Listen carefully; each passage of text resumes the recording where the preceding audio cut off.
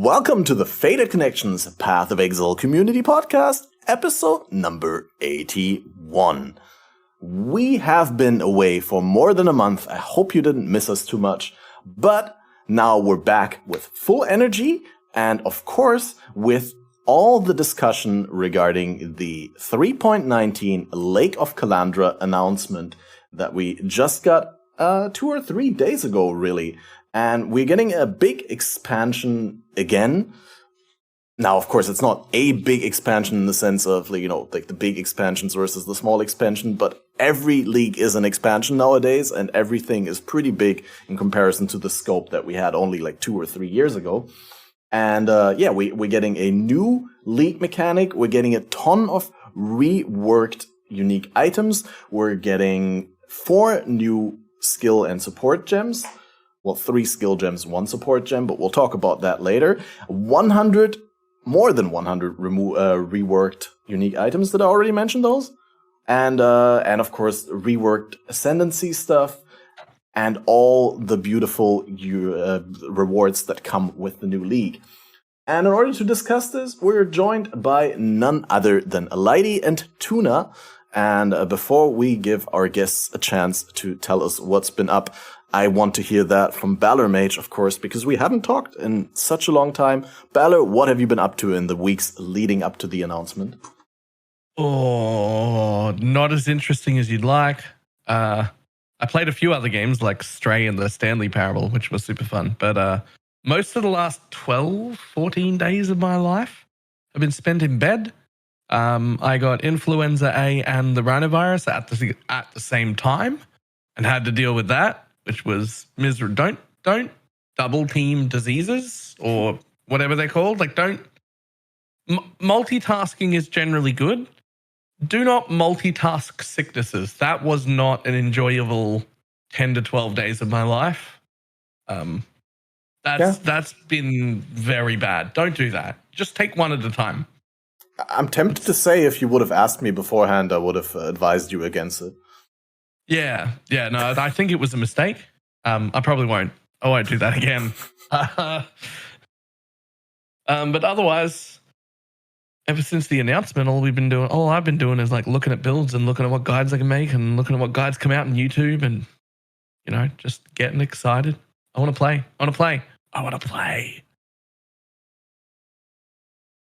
Whoa, that's great. Is that a degree of hype that you can buy into as well, Lighty? And welcome today. How have you been? Thank you for having me. It's always exciting. Like, even if every decision they made was incorrect in perpetuity, I'm still gonna always be excited on League Start because it's just fun to start over, especially I play strictly solo self-found, so that's like such a refreshing reset button. So no matter what, I enjoy the League Start. Even if it's mostly bad or mostly good, I think this patch is a little of both for a variety of reasons we'll get into shortly. But yeah, it's just still exciting no matter what. And what have you been doing between the last play of the last league and when this announcement hit? Any interesting excursions? Any anecdotes that you want to quickly get into? I still play Path all the time. I don't really stop playing Path, just for pleasure and for professional reasons. I'm forever, putting out episodes of the All for One series, etc. So the goals do not stop rolling in. I'm just enjoying things still. I have a lot of fun during I almost called it Arch Nemesis 2, Sentinel League. Very much felt like Arch Nemesis 2. But there was still tons of fun messing with the Atlas passive tree, doing some cool grand design Atlas trees. It's a lot of cool things they've introduced over time. A lot of good, foundation to be added on. So looking forward to seeing new stuff there. Awesome. Yeah, glad to hear that. And how about you, Tuna? Welcome back. How have you been? Yeah. Been good. I really enjoyed Sentinel League as well. I took a little break for a bit and was learning to play League of Legends, which that was fun. But yeah, I'm looking forward to getting back into it. This league's looking pretty sweet, and I'm sure we're gonna talk all about it. Our thoughts and that sort of stuff. So wait, you've never played League of Legends before now? No. So Oh. this was my first season. I played like for like I don't know a few weeks. It's pretty bad, but it's pretty fun. That's it. I've only been playing Mostly, it I now think for my like, experience is like that because I decided to play jungle, so I'm like the oh, that's the way. That's the way. yeah. So I'm like the fall guy, I guess, is what it feels like. I only started playing League like a year and a half ago. I'd never played it before. I also defaulted into the jungle role. It's really And so fun. it's just, it's the most fun role. Yeah, But I also, tried like a few games of other roles, and aside from mid, like jungle is just a lot of fun. You do, however, have to put up with every single other teammate blaming every mistake they ever make on you. Everything Exactly. that happens on the map is your fault. Exactly, yeah. But other than that, it's great.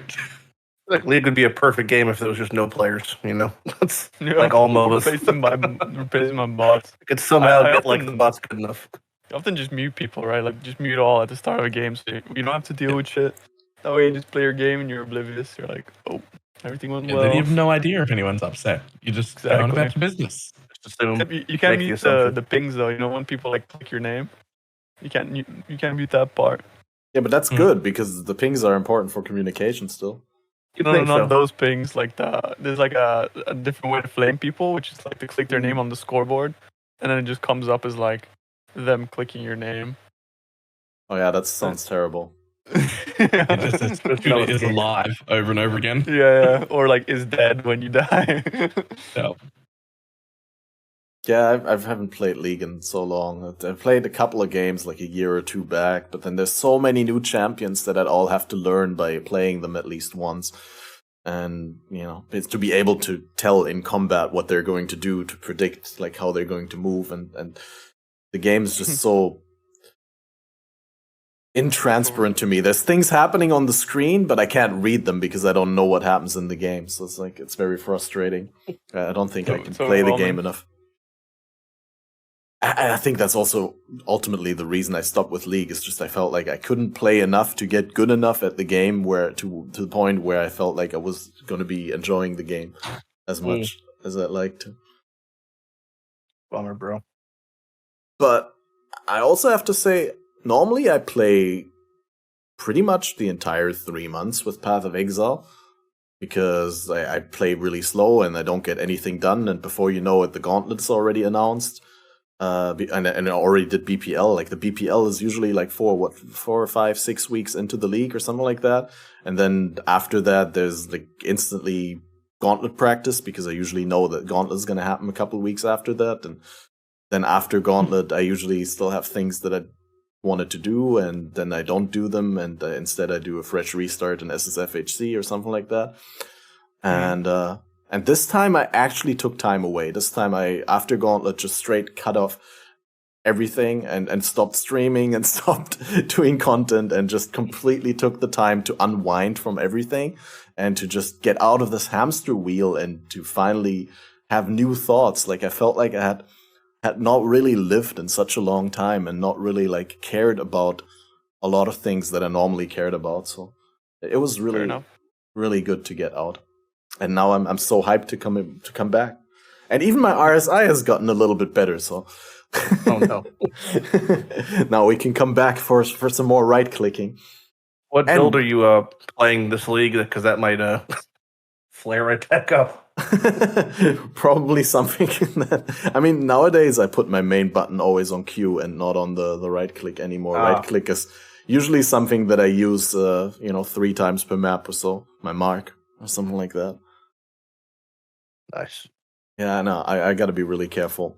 But luckily, like, it's only the right middle finger, right? It's nothing on the left hand. I have no problems, at least not yet. So I can still spam my keyboard all day long. That's gonna be great. And I need to get a left click auto clicker. I think I'll just get Balor compression gloves next month or something like that. Oh no, not the gloves. They're really good. They're really good. I don't think you're allowed to The have an auto gloves. clicker, but you can put it on. You can get like a left click scroll wheel thingy. Yeah, you can't do auto clicker, but you can put it on the Yeah. scroll wheel. I think you can if you purchase the highest tier supporter pack. Pretty sure it's allowed then. The one with the snake picks up loot Yeah. for you, right? Oh, dude, the new actually MTX look available. juicy. It's actually available just to people who pick the Ultra VIP tickets to Exile. Oh yeah. Oh boy. The $2,000 ones. 2K. Are there different ExileCon tickets? Like different types? Yep. Oh, what the Yeah, fuck? there's 3. I'm gonna get the middle one. What is hopefully. the let me look it up. The If I Ultra want to. VIP, you get to have dinner with the boys. Oh, you get a special goodnight kiss from Chris himself. Yeah, he tucks you in. For $2,000, someone's tucking me in. Oh man. Oh Yeah. shit! It is $2,000. Yeah, no, I didn't make that up. Oh my god.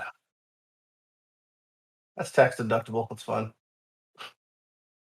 First, you got to make enough money to pay tax before that's. I'm gonna bring that up on the screen. Where the on the news post? The ExileCon stuff? Yeah, Just event on the ticket main details. website. Priority Yeah. queuing for PoE 2. Okay, so regular $230, VIP $700, VIP dinner Yeah, with just the- developers. Just the before regular event. tickets, $230 is a lot. I feel like. Oh, but you need the Ultra VIP exclusive dinner with GGG founders. Fuck. I'm Now, gonna have do I to get borrow the- $200 and gonna have to pay them off until next summer. I don't know if it's in the FAQ for this, but if you buy the $2,000 VIP and it says GGG, like all the cool stuff, do you get to have dinner with all 87% of the Tencent owners, or just like a chunk of them? Those are not founders. It says founders. Oh, okay. I Yeah. just gotta make sure. Maybe it's in the fine print somewhere. Restricted. But they had something like that last time as well, with the VIP dinner, and then there was like a lot of people that were invited to the dinner outside of the ticket sales, right? Like a lot of content Yeah, so creators.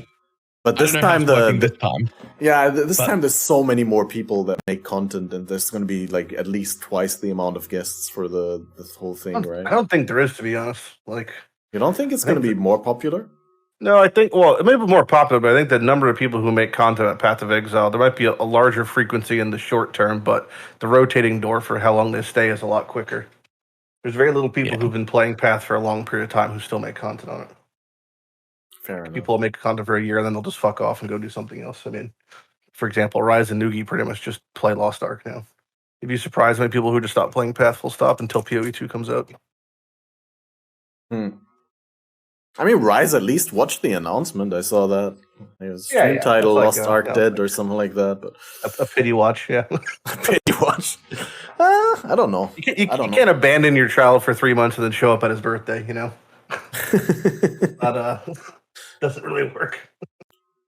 Well, outside of the ExileCon announcement, which is probably like one of the big highlights for us all, we got a huge platter on the table with all kinds of things that we could pick to talk about. What's the things that you are most hyped about from everything? The league, of course, right? Yeah, let's go into that. So, Lake of Kalandra. How do you like what we know about the league mechanics so far? I think like the crafting aspect is pretty exciting. There's some like hidden stuff that we don't really know about just yet that they're not even talking about. And I mean they barely even talked about how the mechanic works and you know, I any of that think stuff. we know fairly well how the mechanic works, right? I mean, you know, they showed us that like, oh, you can put the puzzle pieces together, but that doesn't mean anything, right? In regards to like We don't know maxing- exactly how it shapes out when we actually visit the encounter then. Yeah, like when they showed us Sentinel's pretty binary in terms of like, you know, click a button, you get stuff. So, but this league doesn't seem to be like that. It seems that you actually have to use your brain cells. So I think that's quite exciting. I think, you know, that's one of the aspects that I really enjoy about Path of Exile, using my brain cells. So, yeah, What? it's gonna be fun. One of the things that makes me the most excited is I like it when it's itemized things that don't That force too, me to yeah. run it on the time. Right. And this one is one of those. It does look like a really good mechanic. I'm probably going to play it a bunch. It looks great. But I don't want to have to be like, I never want to have to be like, oh, I've ran 9 maps. I now have to go do the thing. That's always been annoying to me. But itemized means you can trade it if you hate it, but I'm not going to trade mine away. I'm going to run them. But I'm going to run them like probably like 10 at a time, right? I'm going to go mapping for like 6 hours and then be like, okay, I got a whole bunch of these things now. I'm going to go run them. Mhm. That's going to be great. It's nice to break the flow sometimes as well. Break the monotony of like, although like mapping is obviously like really fun. Like, you know, break the monotony of just doing one thing over and over again. Especially since we have the new Atlas passive skills that kind of like locks you into one thing a little bit. I mean, especially on Leaf Star, you're kind of like, you know, I don't really want to respect too much. So this is gonna be nice to step out from that, and hopefully it's gonna be like min-maxable and it's gonna have good rewards, which obviously is always gonna be like that because like new league mechanics are always pretty damn juicy. So I don't doubt it's gonna You're a be little really bit quiet too, Tuna. Am I? I can't turn myself up. I think I'm like. I got you on 200% on here, so I can't do anything. Like I got the Discord juiced to maximum 200% here. Oh boy. Turn it up. Yeah, I got Lighty and Balor on 100%, Tuna on 200. Maybe this is that better? A little bit. That's a little bit, yeah. Yeah, that's a bit better. Yeah, I'm as loud as it goes now. Yeah. Cool. Worst case Just have to scenario, get just like, yeah, exactly. Go talk directly into the microphone. Mic, yeah.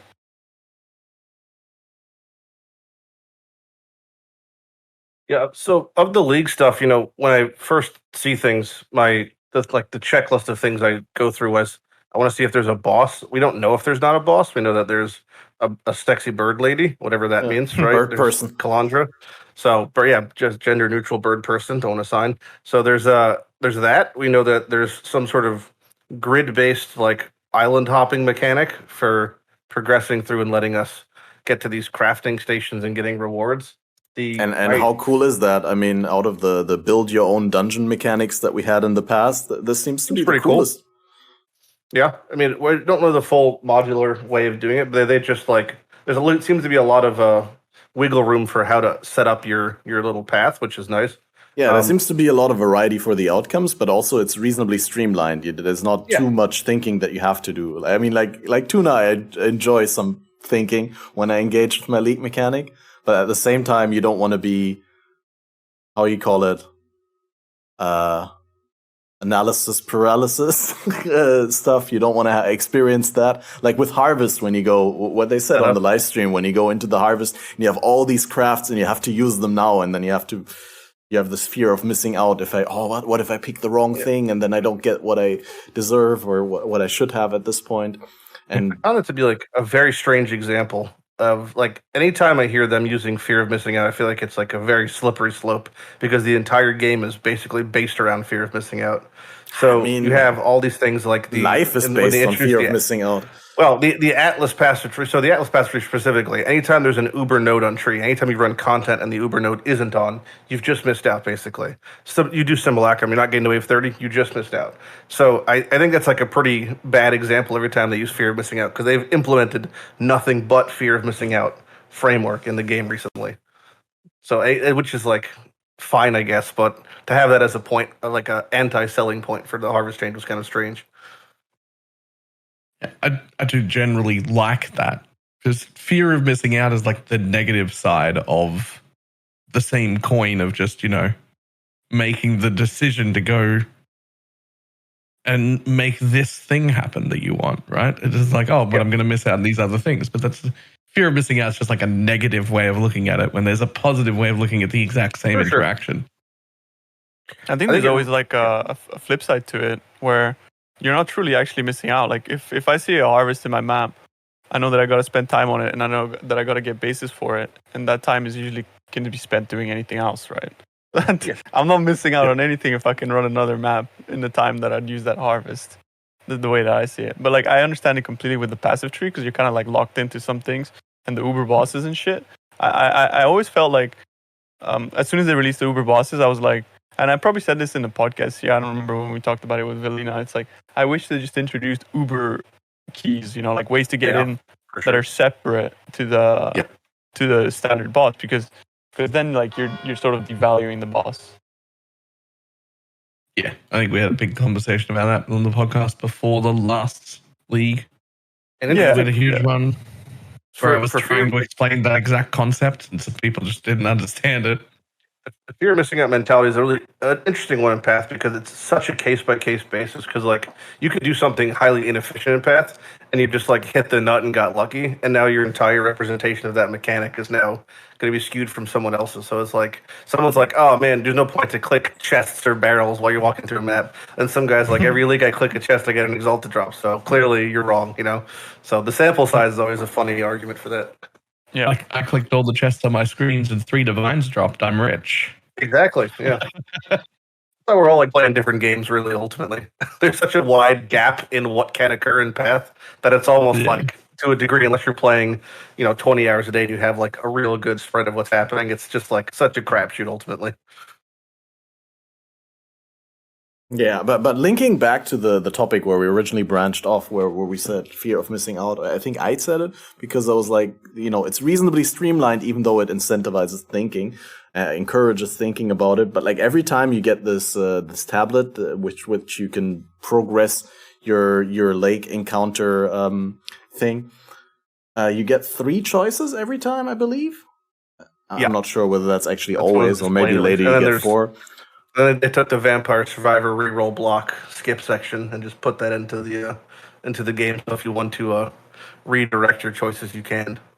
Yeah, I mean, we had that. Like Betrayal also had like up to 3 options, right? And then with Ultimatum, that also gave us options. I just like the system of getting 3 options. But then there's more than just that choice, right? You get to choose which one of the options, but then you also get to place it down. Like, for example, in what we have on the screen right now, you can swap a reflection with another reflection, so you'd still have to decide where you put that down on the board.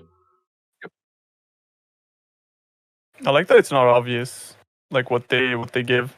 So there's gonna be like a sort of sense of discovery, and I think that's always the most exciting thing about a new league, where you're trying to find what's really good. For obviously in trade league would be like what gives you the most currency, and softcore you don't really care about like difficulty, I guess, to some extent, but it's always gonna be about like min maxing. And I think I like how when things are like a little bit ominous, like not obvious, so it gives more sense of discovery, I suppose, if you want to call it that. At least the first week or 2 is spent going. It's hard, and then you max it in a different way.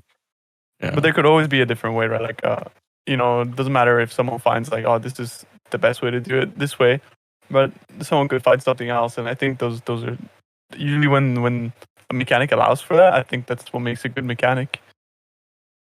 Yeah, it's really tricky with like the sharing of information and just games in like this day and age to like keep a sense of freshness or excitement. And I think they do a pretty good job.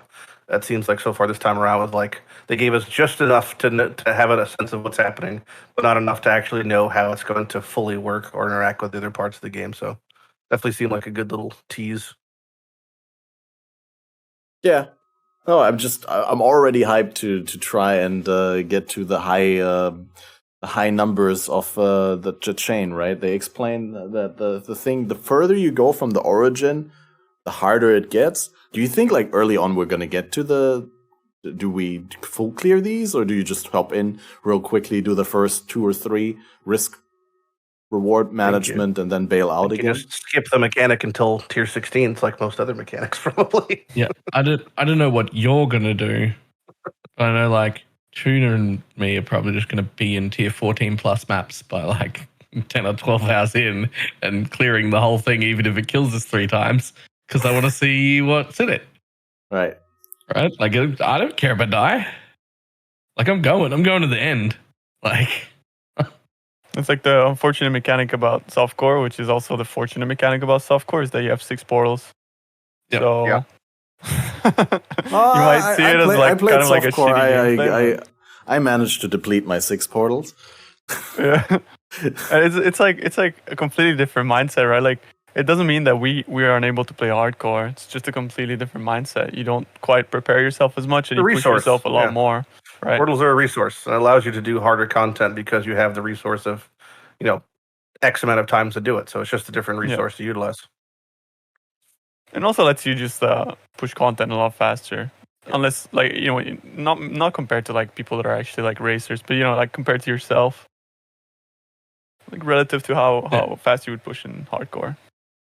Well, It's like a good I probably good pushed example for pretty slow in bosses, hardcore after not having been in hardcore for the majority of the last league. Yeah, That there was would like actually go kind of even work. faster. There was like a boss you could basically, your build was only capable of doing maybe 20 to 25% of its life pool before you inevitably just got killed by it. Well, you could effectively do that on softcore in a much safer way because you could just allocate a quarter of its life per portal and then be able to push higher tier content because of that. So for progression of like setting up Atlas, it's pretty comfy. I'm not gonna lie, like in the bossing aspect, like I can afford to go into, and this is what I usually do when the bosses get released. I can afford to go into a boss blind, like without having any information or like, Yeah. and that is so much fucking fun. And when I did that for Maven, and she started doing the memory game, I thought I had to run away from the shit she like lit up, you know. Yeah. So I was like running away from that, and I didn't know what was going on, and I just like died 3 times until I figured it out. But like I feel like racers and hardcore players, they're pretty much forced to either practice in standard or watch the fight and Yeah. study it. So that kind of kills the sense of discovery in a way, which we in softcore, I guess, kind of have to have the privilege to go in blind and have fun. And No, I just test totally stuff out. agree. Like, I wish that there was a way that you could solve that for everyone in a satisfying way, so that people in hardcore wouldn't be able to that you'd There are have to do ways. the bosses for the first time in hardcore. There But are ways. I mean, games like in I play a lot of RuneScape, and in R3 you could actually do bosses on test mode at any phase of the fight, and they could easily implement something like that a week into league or something.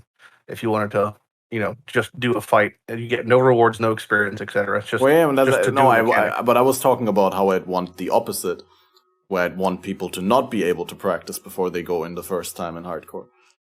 Oh, well, that's fine too. Well, you could just tell them to live in a cave and then shut off all their excess peripherals. Right. That's their problem, though.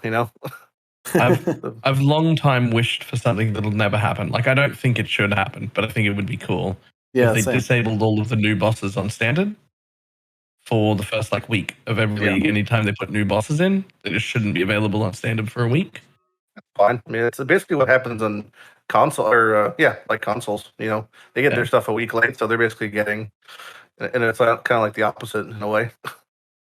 Yeah, but that would mean that the people, because like, let's be honest, the hardcore races, like the really good hardcore races, quite often get to the end game bosses before our softcore people do.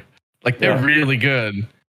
They're real good. Like, so if you disable the bosses in standard when they're a brand new boss, right? Not all the time, just when we've added brand new bosses to the game, here they are, and you just disable them on standard for the first week, all those hardcore people are going to have to go in blind.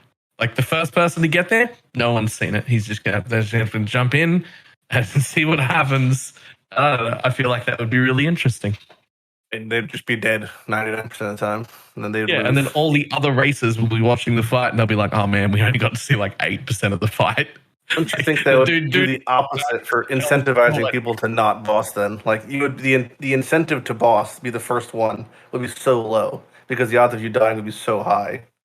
Yeah, but if you don't go in, then the odds of someone else getting the kill are way higher. I mean, yeah, that's it. It's still like you'd still have to do it eventually. Still like, if someone else goes first and they win, then they win. Maybe if Path didn't have so many just like blind one shots for bosses if you don't know what's happening. But in a world we live in, not so much. Listen, I don't think it'll happen. I just think it would be an interesting thing to see how a race event would shake out if you did that. I'd like to see if we get to fight Kalandra this expansion. They don't know for a fact we don't get to, right? Well, what is Kalandra anyway? She's sexy bird creature. Well, I don't think so. I mean, Oshabi was friend. Oshabi is no longer friend. Yeah, that's true, actually. Yeah, see? Yeah. Who knows? Maybe we can kill Kalandra. Shaper was also a friend. Maybe she drops him there and we kill her. Do you think Kalandra is just the bird person? I think that would be boring. I think Kalandra is like the spirit in the lake or something like that. Well, it could be like Maven, where it's just a projection of like the physical image, like like the space baby is like the projection of the brain creature type thing. So the bird person could be like the projection of like maybe the lake itself is Kalandra, and it's all just like a mirror of Kalandra. Exactly. See, who knows? Yeah, because the concept of fighting a mirrored boss, meaning there'd be like twinned mechanics, or maybe like it inverts your controls or something wild, would be like pretty spicy. I don't know. Definitely I mean, a lot to do there. maybe she doesn't look like too impressive, but there's probably like she's probably like really powerful in some way, right? Like that we don't know. Sure. But I We think know- that is Kalandra, like the bird. That is it. You know, like there's been like if you look at the mirrors, they got wings and everything. So it's like very like a lot of like things are pointing towards that being Kalandra. You know. And That'd be Also- so powerful, though. You know. all we know, or at least all I knew about Kalandra before now, is that the mirror of Kalandra, the full one, is barely even a tiny little shard of a mirror. Like it's Yeah. not a big item. And that every single unique in the game is a mirrored version of a unique. Yep. Mirrored from Kalandra, like Kalandra or her minions or whatever. And that's why we can't use mirrors on them, because they're already mirrored copies. Every single unique. And then that's like the end of everything that I have. But that's Well, all that my would make knowledge of sense Kalandra. because uniques aren't really uniques, but they just like they exist in thousands of the same time. Like the same thing exists thousands Yeah. of times in different variations. So, yeah, it would make sense from a lore point of view if they were all mirrored. Yeah, well, that's all of the Kalandra lore that I knew before right now. So I'm pretty interested in finding out more. Hope there's some good lore in this. Yeah, for sure. And I hope we get to learn what Kalandra is, or how Kalandra works, or maybe what Kalandra was before she is, or she became what she is now. Third person. Yeah. How did she become third person? And how cool is the jewelry reward thing where we get like 2 mirrored copies offered with crazy It's cool in rolls? principle. The ones they showed were, for me, quite underwhelming, honestly, because I'm considering them. Maybe I misunderstood, but you can't use it on influenced or synthesis items, or can you? You No, can't. you can't. Yeah, so that's pretty underwhelming then, because I think the top case scenario is going to be significantly worse than what you're, especially for all the trade league boys. Like that's not even remotely close to good enough compared to what already exists. Like So I can't it get a seems power fine, charge or an onslaught ring Yeah, or or something. curse or anything, or percent scaling on Yeah. amulets gone. Like having like that much flat's fine, but you can get like 30%. Like it's not even close. So they seem cool, but like to me, strictly underwhelming compared to what I would consider like a after month 1 like slot. Like a The cool thing use about case that- for them would be like,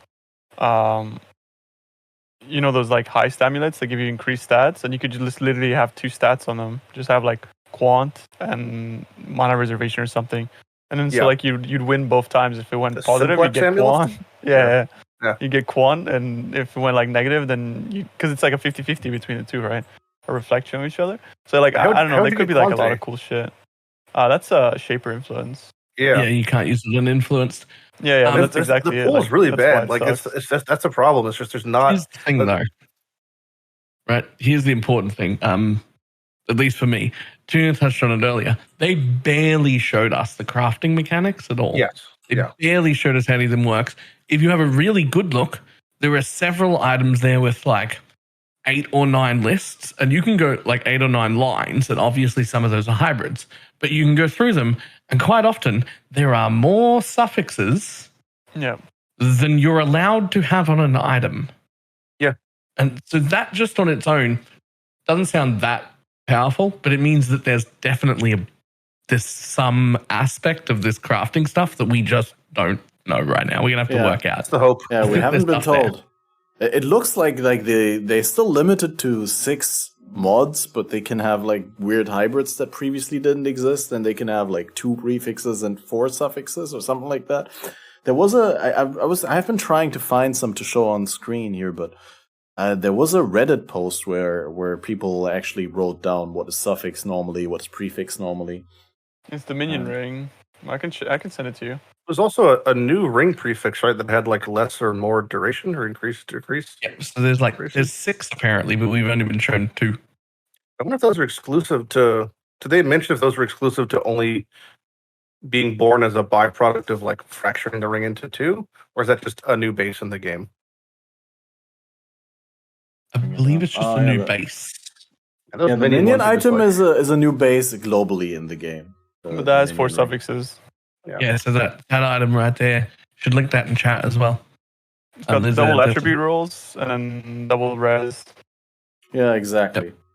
Unless they And just then- like that minion rolls hybrid and they just made something a prefix now, which they could have just done as well. Yeah, but even Yeah. if the minion is, or you mean one of the suffixes could be prefix? Yeah, I mean like all they just made all attributes. attributes a prefix because they all wanted attributes a prefix, but not dexterity a prefix. Yeah, I don't know. Doesn't sound likely. to.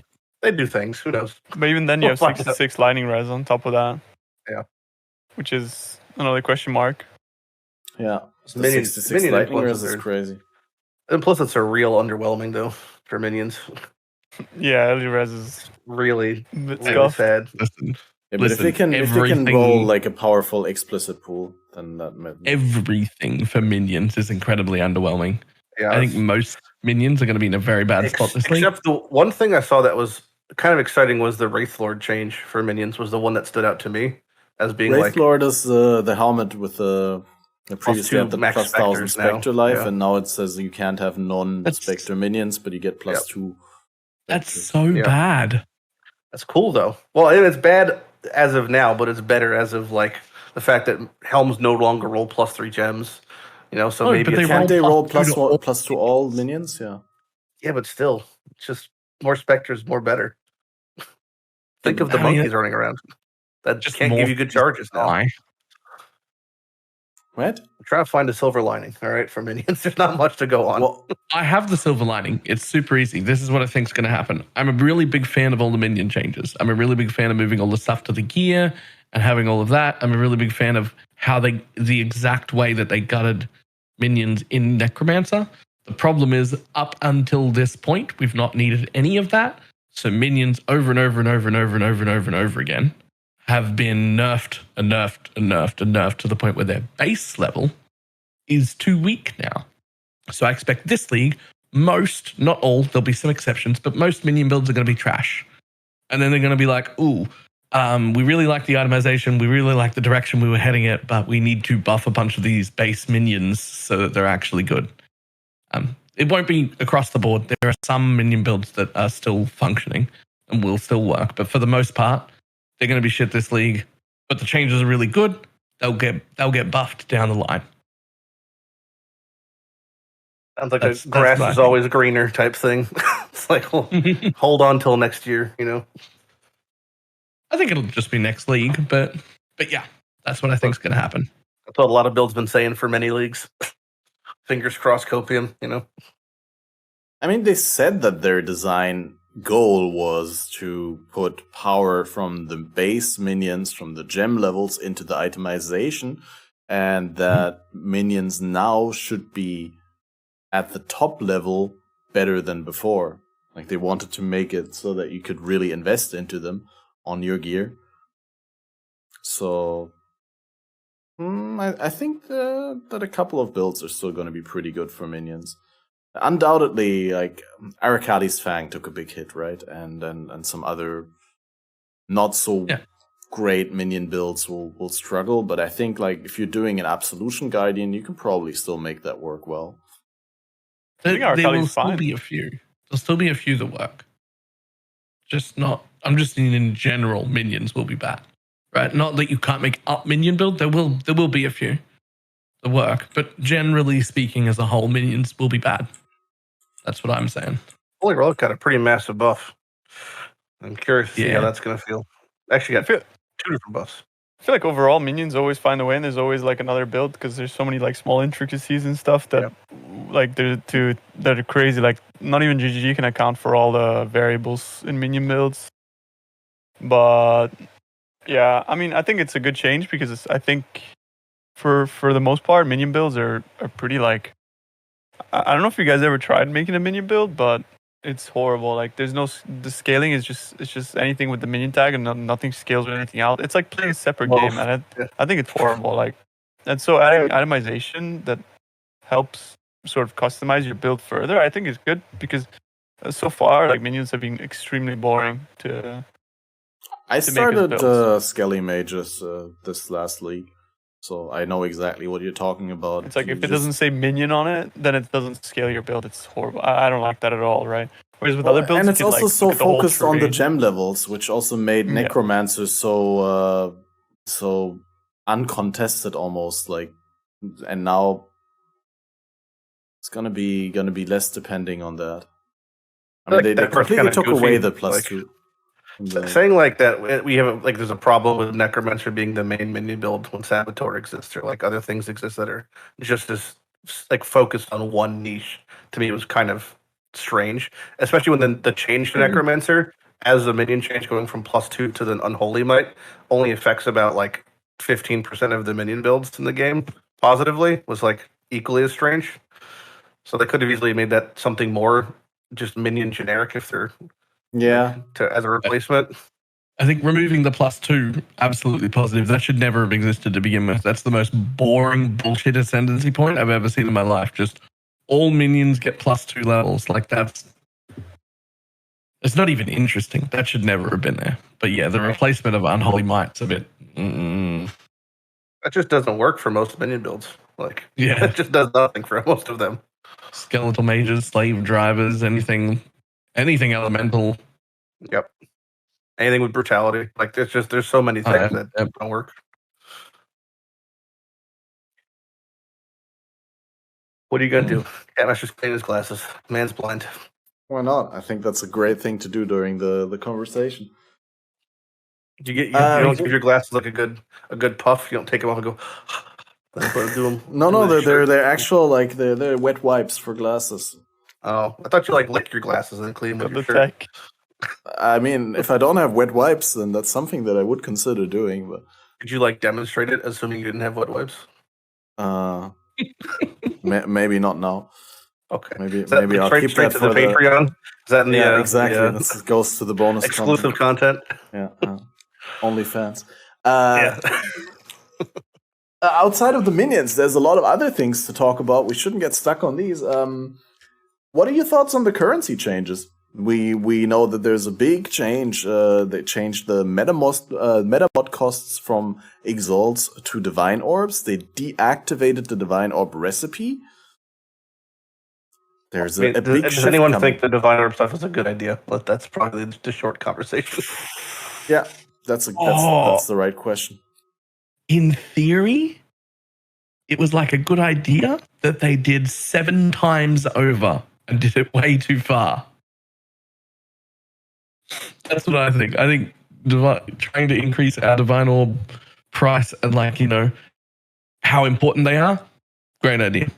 Absolutely fantastic idea. They should never have been that cheap to begin with.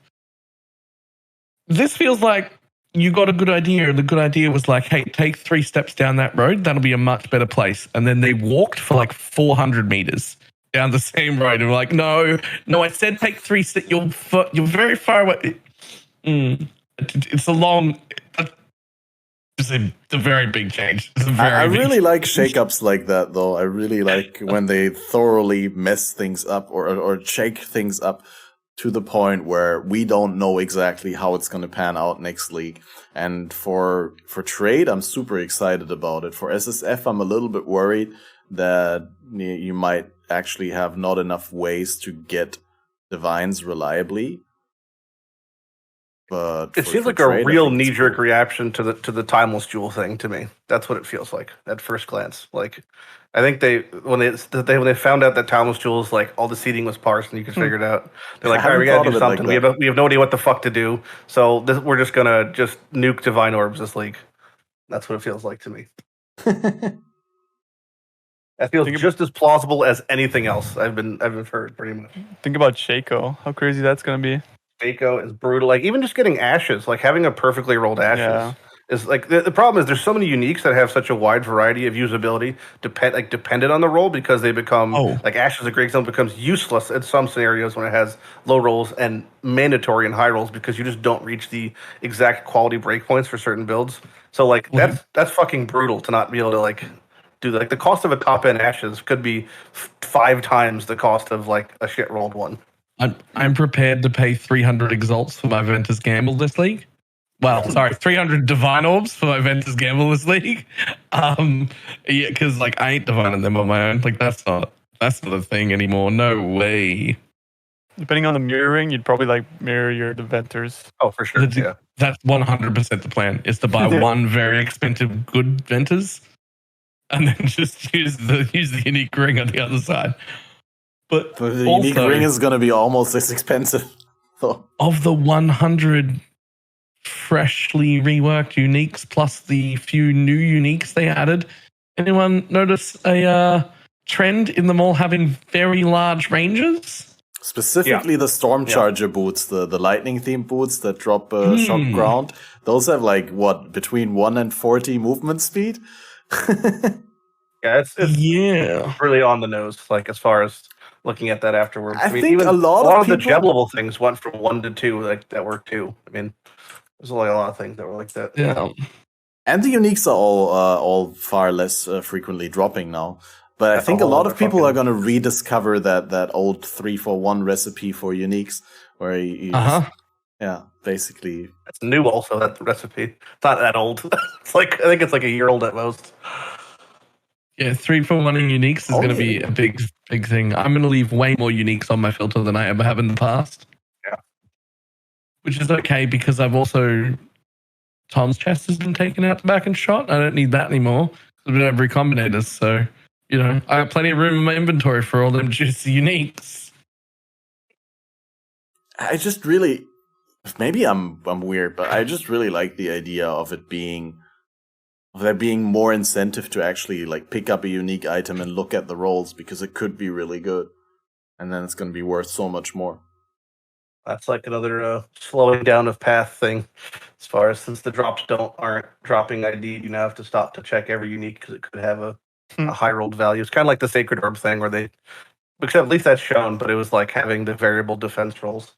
One more thing you have to now check.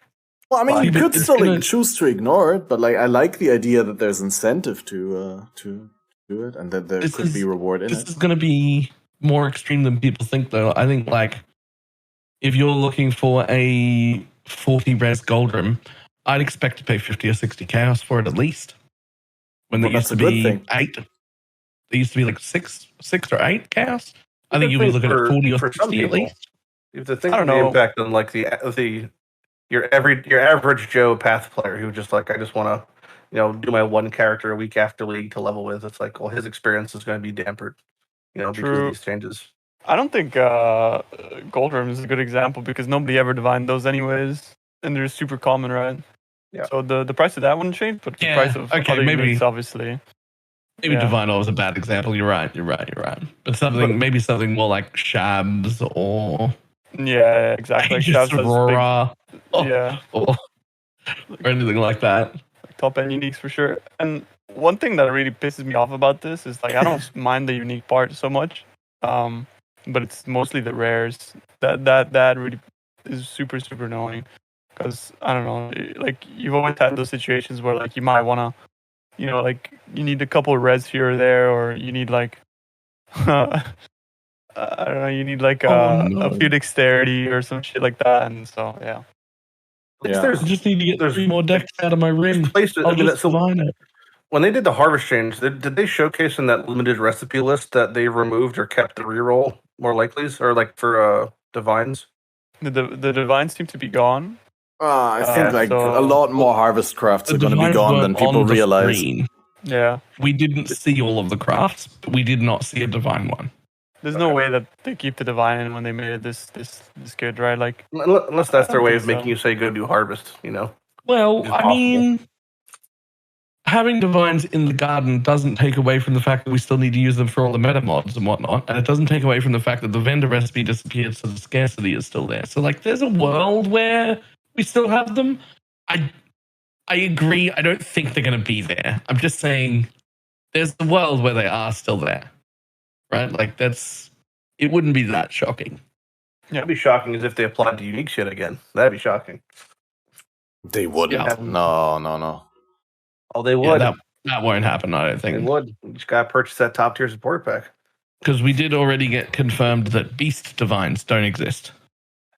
Yeah, it's got replaced. That's real sad. I mean, there's already so many variables in Path to be like, that's just like one I didn't feel like was just a kind of an annoying obfuscation of a very small factor, which is just like now we have to worry about this one extra little thing.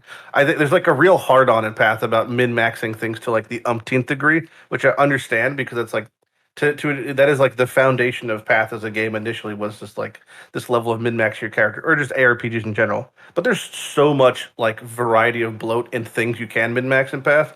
Now, to have that be a concern for like the everyday player, whatever that may be, I think is an impossibility. But for the people who are playing full time, like it's just to me, it just seems like one more thing I now have to do, which is just get everything. It takes a little bit longer to get everything just that little extra better that I had last league. It doesn't feel like it's a fun grind. It just feels like this is just one more thing I now have to do to get my gear. It's interesting that you look at it from that like glass is half full sort of angle. For me, it's like with those changes in particular, I feel like I just feel better about the weight of like an item. I don't know.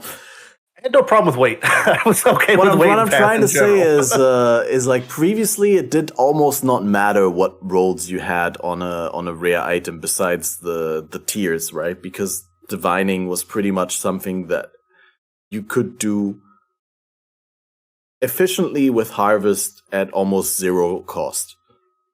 So to your point, I think you had shit gear. That's what I think you had shit gear, and that's why you didn't have the margins of specific things like getting exact values for Omni, where if you didn't have the exact right amount of a certain stat, you simply did not get res cap, or you could not put your gear on. So for things like that, that level of divining was a prerequisite. So, and the very high end of gear, you did have to get your dex from 64 to 66 on like 3 different pieces of gear. Otherwise, you're not putting on your weapon now. So that has now gotten much harder. Not even just that. Quite often I've had builds where, okay, I know there's like a 0.1% problem because I'm going to start talking about Headhunter. But that's all of this is a 0.1% problem. But I've quite often had problems where my Headhunter has too much dex because I need to balance my top 2 stats for whatever reason. And then you'll spend like 115 divines on your Headhunter trying to get one off the minimum roll for dex so that it doesn't ruin your entire build. Right? Yeah. You guys know about Leadership's Prize? Yeah, exactly. So yeah, I'm not be using Leadership's Prize in a build. That's what I mean. Like these are very, very, very hyper end game kind of top end examples. But I think this is where it's only going to impact people who do that. In any sort of like, this is like the annoyance factor. For us, it's not like a difficulty. It's not like it's any harder to play the game. It's just like a little bit more annoying now to do it. Way more so in solo self-found, and it's just going to cost you more in Trade League. So the only upside I see about any of this is the fact that if you do get something that is a high-end roll, it is now going to be worth way more than it was before. So maybe that's like a market increase for people who are just playing the game. Like I said, like if you get an Ashes to drop and it drops 30%, well, that's way more expensive than it was last league probably. So like kudos for you. Maybe there's more incentive to run Eater now or something. But for the most part, I can't really see much of a silver lining for a change like this, especially when you consider all different angles of the divine change, like losing it from Harvest, losing it from Bestiary. Recipes now change. Its drop scarcity didn't go down. There's barely any div cards for it. It's also gone from Leo in Betrayal. Yeah, so like it's just every single aspect of this seems like a pretty much straight up negative, and I can't imagine, aside from the fact that again, like things drop with a wider variety, ergo they're worth more, so you get more money if you get them to drop. Like aside from that angle, I can't see this much of a positive. Well, I mean, so I grouped that together 90% full of shit, and 10% water. Yeah, but is that so bad? Like again, you could replace decks with a node from the tree. You know, it just takes a little bit longer, like twice or 3 times as long to replace that node eventually.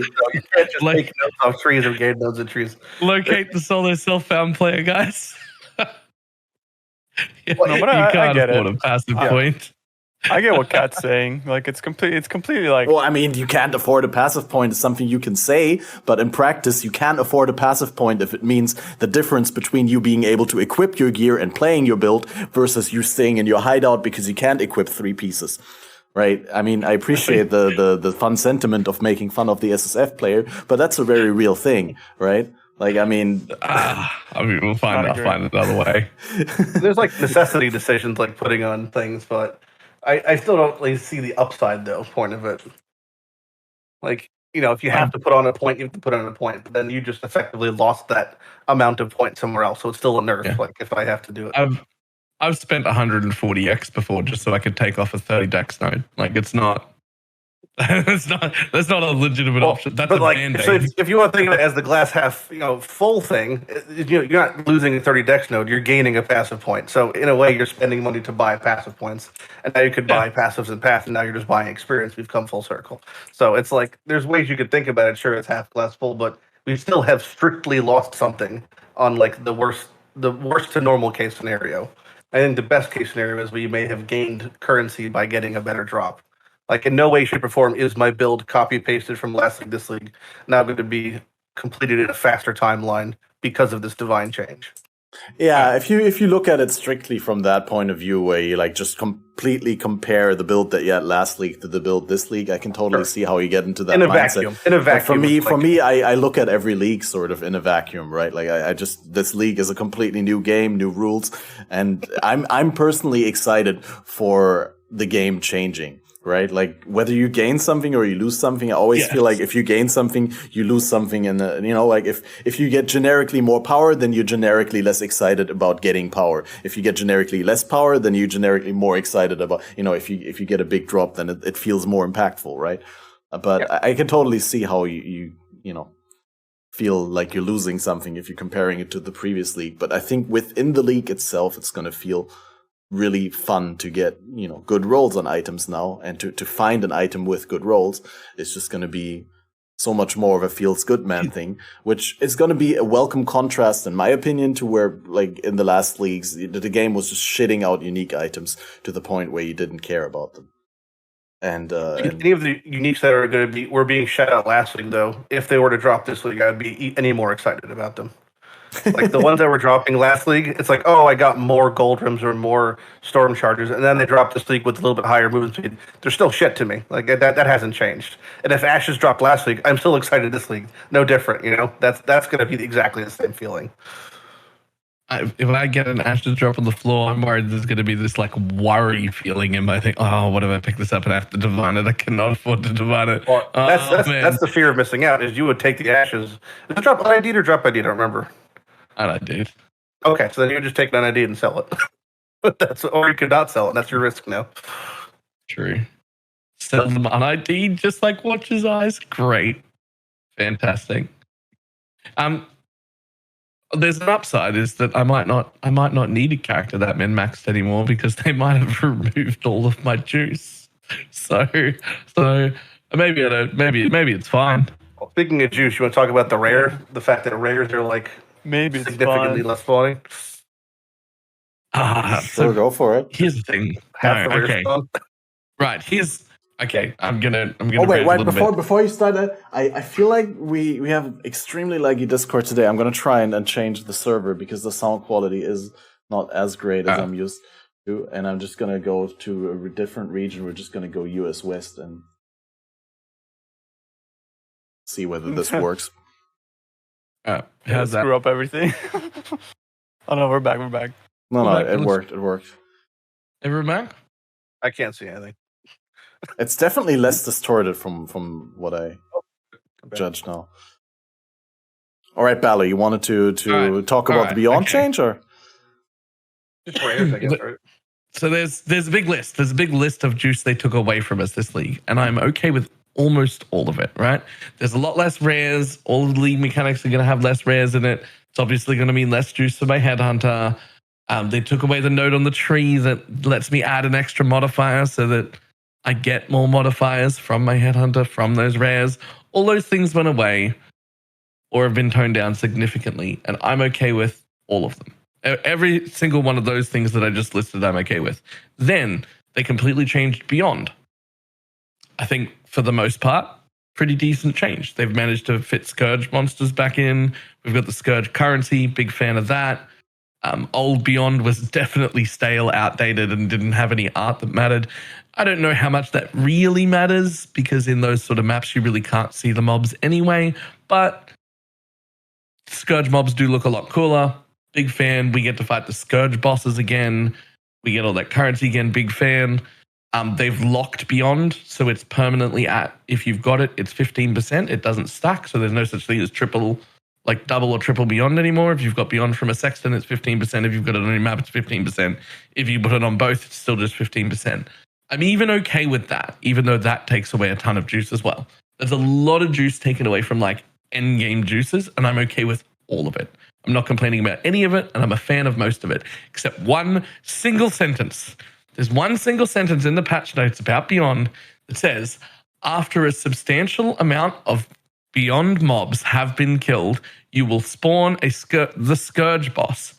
Once the Scourge boss spawns, Beyond portals stop spawning. Here's a problem with that. If I have an Alk and Go map that I throw in, that map with Beyond on it has, depending on the map, 900 to 1200 mobs on it. My fully juiced Delirium Beyond map has 7,000 to 8,000 mobs on it. If the term substantial doesn't scale with the amount of juice I put in, I'm going to reach the normal mob count of a map within 2 screens of the portal. My Scourge boss is going to be spawned, and then there is no Beyond for the entire map. It's just gone. It doesn't exist. It's just gone. And that one sentence has me very, very worried, because that is essentially, for players who like that super juice, that's essentially just removing Beyond from the game on top of all the other juices they removed. You've taken me from the ability to run a map that has 7,000 to 9,000 mobs on it, depending on how much juice I've put into it, to the most amount of mobs I can get into my map being somewhere between 1,200 and 2,000, which is essentially being like, you now have 25% of the mobs per map to fight each time. And that is a lot less fun. And I want to be very clear, because I know people are going to be like, elitist. I don't care about like the profit. I don't care about the profit at all. I've never played the game for profit. I don't care about the profit. I don't care about the reward structure. I care about the gameplay loop that I really enjoy, which is killing a buttload of mobs, just as many as I possibly can, as quick as I possibly can. And if we just went from 7,000 to 8,000 mobs a map to 1,200 mobs a map, I'm going to be pretty sad, and I'm going to be pretty bored pretty quick. And that's my biggest problem. Everything else in the entire announcement has been like a 10 for my excitement level. Like, everything looks so good. And then there's this one line that I'm like, please don't ruin my favorite way to play the game. Please don't just take it away entirely. Please don't just delete it. Oh, no. Well, so I'm really worried about that one thing. It really boils down to what the definition of a substantial number is. Yeah, like if substantial is never enough. Especially, there shouldn't be any caps. Why put a cap on it? Yeah. So I'm not even okay with any of this stuff. You're okay with it, but I'm not. All right, elaborate, Tuna. It doesn't make any sense. Yeah, going on. One last thing. The cap was put there because they only want us to be able to fight one boss per zone. And I'm perfectly fine with that. And I just think that the change for that is just, you only get to spawn one boss. The bit that's the problem is that Beyond portals stop spawning once the boss spawn. Like, that's not, like, just don't do that. Just don't do that. Just like, I spawned the boss. I spawned it at the beginning because I had too much juice. That's fine. The rest of my map has Beyond. There won't be another boss. Fine. But why is it okay to only fight one boss? It's like it lost the whole like reward structure to scaling up your maps and scaling up your investments. And the whole point of Path of Exile is to continue your journey and get stronger and keep doing crazier and crazier shit. So like this goes against what like Path of Exile has been for the longest time ever. And it just changes the content from being something that you actually want to invest in and you want to like get deeper and deeper down the rabbit hole of like creating crazier and crazier content to just no reward incentive being there for doing this kind of shit. So normalizing everything to just being all can go, and then just if you get a boss, then cool. If you get this, then cool. There's just no incentive to actually investing or double dipping into things like Beyond anymore. And with the lack of rares and all that sort of shit, it's just, I don't know, man. Like there was already very little incentive to doing any sort of high investment mapping in the previous leagues aside from Magic finding divination cards. And now there's like no incentive whatsoever. It's all about farming league mechanics, speed farming. So it's gonna go more and more into the spreadsheet aspect and less into the into the I want to invest aspect, and like I want to like actually think about like my mapping and making sure that my mapping is like sure, like there's micromanagement involved and all that kind of stuff, but it involves like preparation and involves strategizing to actually find the best strategy. Whereas now it's just stack movement speed, kill the boss as fast as possible, duplicate the maps he drops, and then just fucking go again. And I think that's I've never garbage. enjoyed that. I've never enjoyed the speed run meta of like run in, do the ritual and leave, run in, do this and leave, run in, kill the boss and leave. Yeah. Hate It that. seems like that was like the intention behind a lot of the decisions is to slow down the game when it's like increasing the rare strength of Arch Nemesis and now increasing the reward of Arch Nemesis to incentivize taking your time and like doing the fight, and then that's kind of like it's all slowing down in a way. But then this is actually promoting the exact opposite for a mapping structure, which is just the incentive to invest in a map and to clear a map fully slowly is basically zero, and the incentive to just like blow through a white map, kill a boss, and leave just keeps getting higher and higher. So yeah, it's really, really strange that this is like the route that they've taken to have the mechanic have a hard cap on scaling like Beyond. So it's like whether you invest 2 Exalted in the map or 2 Chaos, you're getting the same amount of reward from Beyond effectively, is totally ass backwards, and the incentive to do that is just basically negligible. So it's a really strange decision. So I kind of definitely agree with Tuna on that one. Like it's really weird. Well, Also, I mean, people generally think that it's a 1% take, right? They're like, oh, they're taking our juice or whatever. But you'd be surprised that like juicing was already less profitable than Alcan Go, like last 2 leagues. Yeah. Like I never it's just juiced for better profit. to like I don't know if you've seen these abominations of passive trees, but it's just duplicate maps, run maps as fast as possible, and you'd be running like a map in like less than 40 seconds, and you're barely even doing the mechanics. Like you wouldn't actually do the mechanics. You're just rushing the bosses, doing the altars, and that is the map. So There were basically, so like many strategies. I have friends better that made than like juiced 3 mapping. mirrors in 3 days, just doing Alcan Go. So it's like juicing doesn't compare anymore. Or And it like, didn't compare for the last 3 leagues. or there's like a ton of strategies that are like you just buy 100 of this like one single rusted scarab, and you run in and do that exact mechanic, and you just port out, run in and do that exact mechanic, port out, run in and do that exact. And they're making more money than they're not making more money per map than we are as juicers. Like we're making, I'm but our walking maps out take of my map. 25 minutes. I'm walking out of my map making 4x from the map, and people look at it and be like, that's disgusting. And I'm like, yeah, but it took me 15 minutes just to prepare that map and cost me 3x. I walked out with 1x profit, and it took me 25 minutes to finish the map. Right? Like, so it's not in that time, the Alcan Goa, who was only making 20C a map, ran 42 maps and made 4 times as much profit as I did. Also got 4 times the experience you got.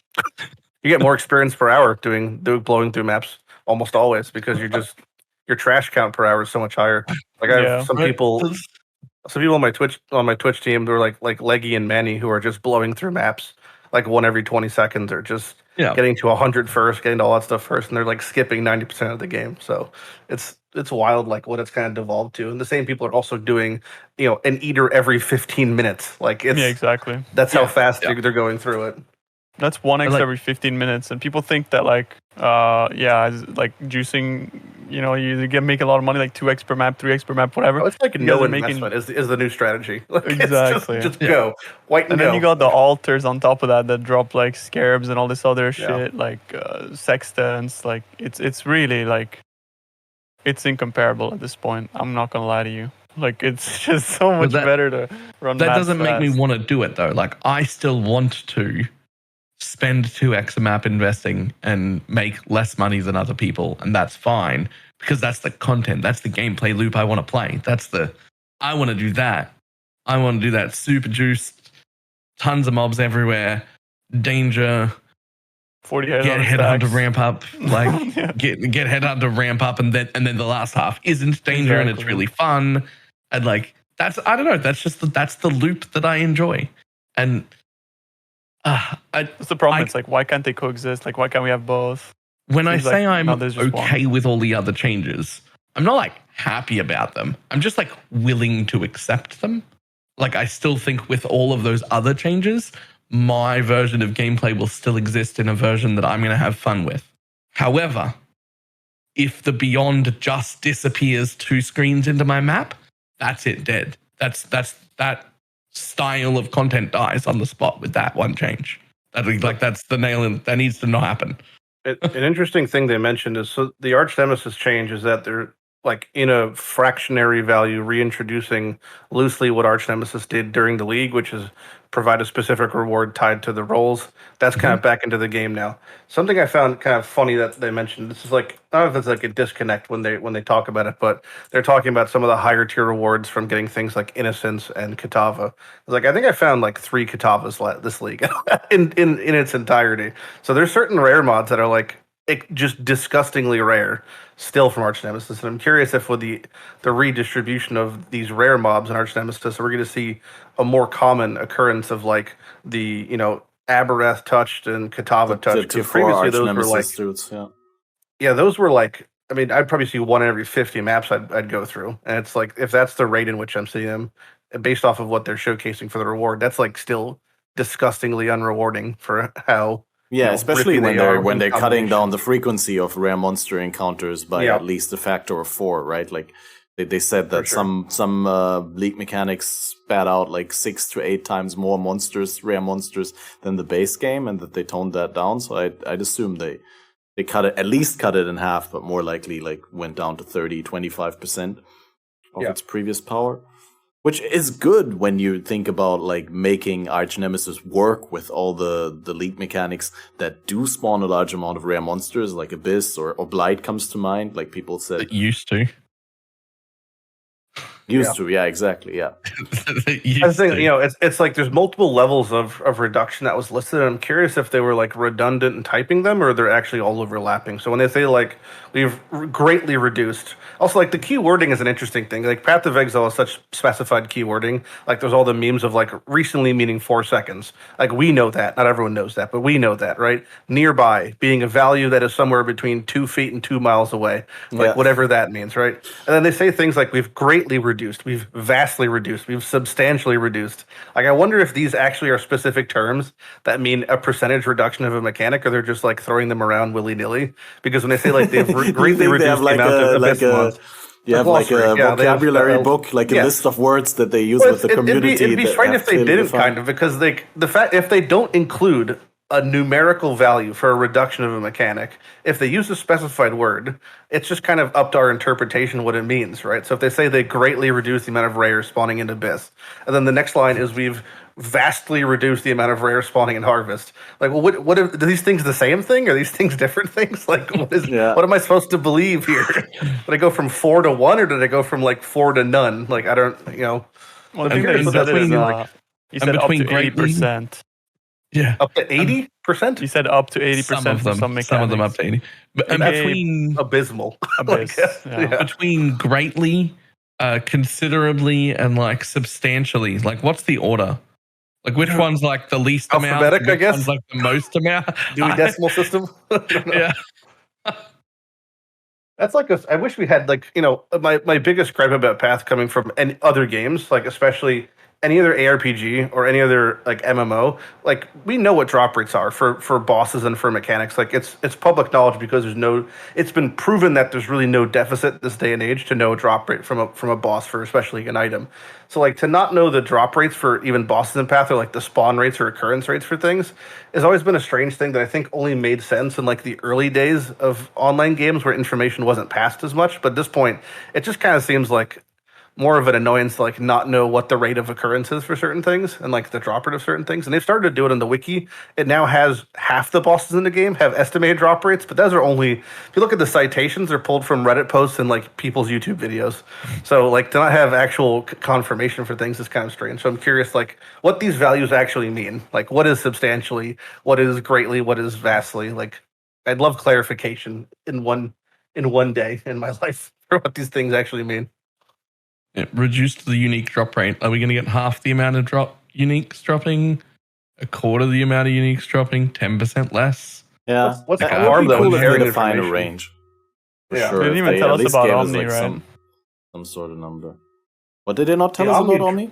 The drop rate? Omni went from like 70C to like 45X in one league. And they didn't really tell us about the drop rate, did they? No. It's 2%. We know that now, roughly, but like yeah, it's that's just that's a guess. It could be 1%, or just people are getting lucky in the grand scheme of things. To be leggy and do like how many did leggy do? 224. Yeah. And he got real fucked. Yeah. Oh, But then again, he man. killed his first Maven, which was the first level stuff on. He got Doppelgangers, guys, which is a 2% drop. So it's, there's always, it's the give and take of life. Yeah, it goes both ways. Oh, I have another point for the discussion earlier where you said you can't see a positive, but I don't know whether I want to backtrack now. I know I already did. No, but when you said I can't see a positive thing about the Divine Exalt thing, like one positive thing is definitely going to be that the space that previously existed for Exalts to be used to exalt items is going to be much bigger than before, right? With Exalts being way cheaper than before and having fewer uses for the meta mods, there's going to be there's going to be more jewel slamming for sure. I think anyone who was already slamming jewels was going to do it regardless. I think the people who are hesitant about it, I don't think this is going to be the defining moment, unless the cost of Exalted's back to Harvest or Ice League. I think it's going to be probably like similar. 20 or 30C this league, I reckon. I mean, clearly. So you think it's like heist numbers, like 18C for Exalted? Yeah. Could be, yeah. Don't forget, there's a lot less. We don't know what the mechanic is, and there's a lot less rares, so it could be a lot less Exalted dropping, a lot less chaos. Yeah, but there's dropping. not a lot less Exalted cards. So the way that I look at it is Veiled Chaos Orb is more useful, and Veiled Chaos Orb is extremely rare, probably rarer than Exalt, and they're like 20C, 30C. I guess we'll find out. Yep. Yeah, I can't see Exalts being like significantly more than 30C, but I actually kind of like that. And there's also a bunch of bench crafts that still cost an Exalt. Not the meta mods, right? But like there's a lot of useful bench crafts. Yeah, the high spell damage and fizz, and like the good attack speed cannot be frozen on boots. Yeah, there's a lot of crafts. So there is a lot of space where previously you only reserved that expense of an Exalt for like the highest tier of items, and now the item doesn't have to be as good for you to be able to shell out the Exalt. So that'd be nice if that happens. Here's what I think is the good thing, and even though I think they took it too far, I'm still kind of excited about it this league, just because I feel like I have.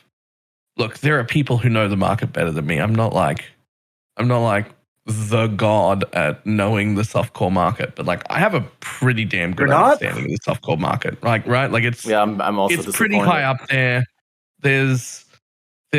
I pretty much already know most of how every league start thing is going to be priced and when I should buy it and how things are going to change and what's going to go up and what's going to go down and what's going to change. I know nothing anymore.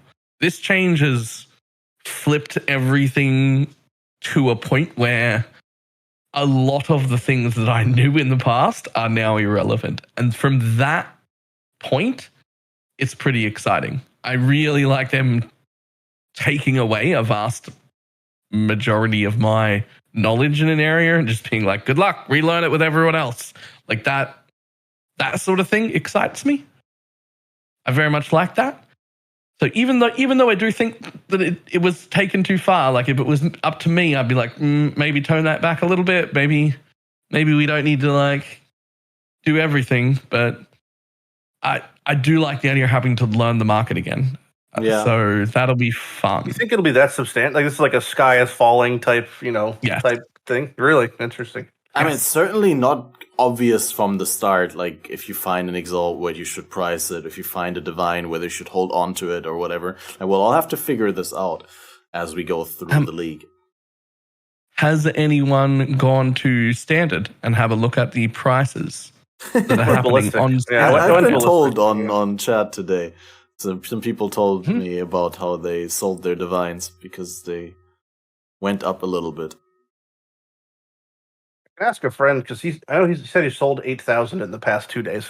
It over is the Standard. 2 Exalts for 1 Divine right now on Standard, and the change hasn't happened yet. Which means people are still able to just print Divines really, really quickly, and it is still 2 Exalts for 1 Divine. Do you think it's going to go higher, or do you think it's like a bubble? No, it's going to go higher. That's not a bubble. That'll be, I reckon, 4 or 5x to a Divine. Yeah, that's my guess. Probably even more. Tabulas right now are like 60C in Standard. Yep. I thought that was pretty funny. Yeah, like our whole idea of what the market is has changed, and that's super exciting. Yeah, I like that idea as well. Almost Even makes me on- want to start trade. Even on like Trade Sentinel League right now, just because people will be like, oh, but standard is standard. Standard does some weird stuff. Like even on Sentinel League right now, it's an X to a divine. It's 1-1, even in League. Like, like it's insane. It's insane.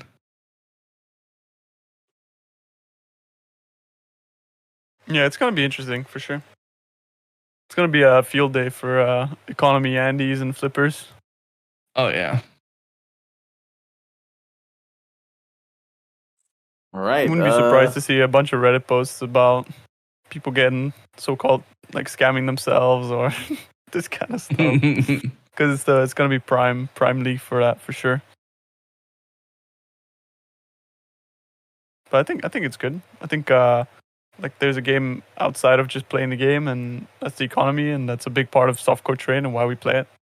So yeah, it's always good to have some new fresh stuff, but it's gonna take a bit of time to adapt. Yeah, but it's like always this, like when a new league starts and things are not completely set in stone, you don't know what's the best way to go about things. That's when this whole pioneer mood comes in, where you feel like you're exploring the wild west, right? There's nothing worse than like going into a league exactly how it's going to go economically and like what the best build is going to be. I mean, we had last league 3.18 with far fewer changes than a lot of us would have liked between 3.17 and 3.18. And yeah, I just feel like I'm way more excited going into 3.19, not knowing how certain things are going to work out. Did you pick your build yet? No, not at all. No. Wow. There's still a week to go. Did you guys pick your build yet? Yeah, I know what I'm considering doing. a few things. Oh yeah. Did you What are already you doing, spin the Lighty? wheel, Lighty? I spun my wheel. Yes, I've been the gods have been kind. I have General's Cry Berserker is what I'm playing, but I've relegated myself to using Sunder as the attack. So I'm boy. using the new Sunder, Why? which should Pain because champ. you could use whatever you want with General's Cry. It's a choose your own adventure skill. So if I want to de facto. I think Sunder's fine. I mean, think about it. So the mechanic of a slam skill is kind of relegated to the fact that it has low attack speed, or as far as the attacks per hit, right? Well, General's Cry attack once and then dissipate. So you can actually kind of work around that by having the CDR low enough on General's Cry to create things faster than you'd be normally slamming otherwise. And since the increased rate of shockwaves from Sunder was buffed massively, they should basically spawn 5 dudes, they should slap the ground, and then 1 second later spawn 5 more dudes and then slap something else. So it should be okay, I think, no matter what. And again, if I want to, I could swap to Blade Flurry and I could do 10 mil damage with no investment. That's fine too. But can't there's exert tons it though, of right? wiggle room. You can't exert it. I actually don't Can know. you? I don't. think you I can. think there's some verbiage for General's Cry. I've never played the build before. Yeah, So me neither. I That's why I go into all these things blind as is anyway. I've been kind of weary of slam builds and exerting most things aside from I have an Alberon strength stack with almost 4k strength and SSF, and aside from that, I don't really do much war crying aside from battle mages. Don't really know how exactly it works. Just like left click war cries, you mean? Yeah. Yeah. Yeah. Left click work. I don't. Doing watching. I don't really watch much of Gonk. I just don't like the event. But watching Ben do or whoever was doing slam skills with 3 or 4 war cries is just makes my wrists hurt watching him. So I just was always so adverse to that. Yeah, it's real bad. I don't want to be doing that at all. But there's some verbiage. So it says attacks with supported skills count as exerted. Mhm. So that means they get the exertion Oh, shit. benefit. Oh, That's Which good. is Yeah. even better then. Yeah. So you could then scale up the exert, I guess, as a byproduct. But I'll be doing Yeah, basically the same thing I did last league. Just Deadeye bows into MF as soon as I can afford to be. Just straight into Nice. MF immediately. And then collect me up some divine orbs and then use them to what is essentially just going to be gamble on the market this time because I don't know. There'll be some stuff I'll work it out. I don't know. I don't know what I'll Stack them buy. divine orbs to assert dominance. Yeah. All right, Tuna, if the league started tomorrow, what would you be playing? I'm between a couple builds.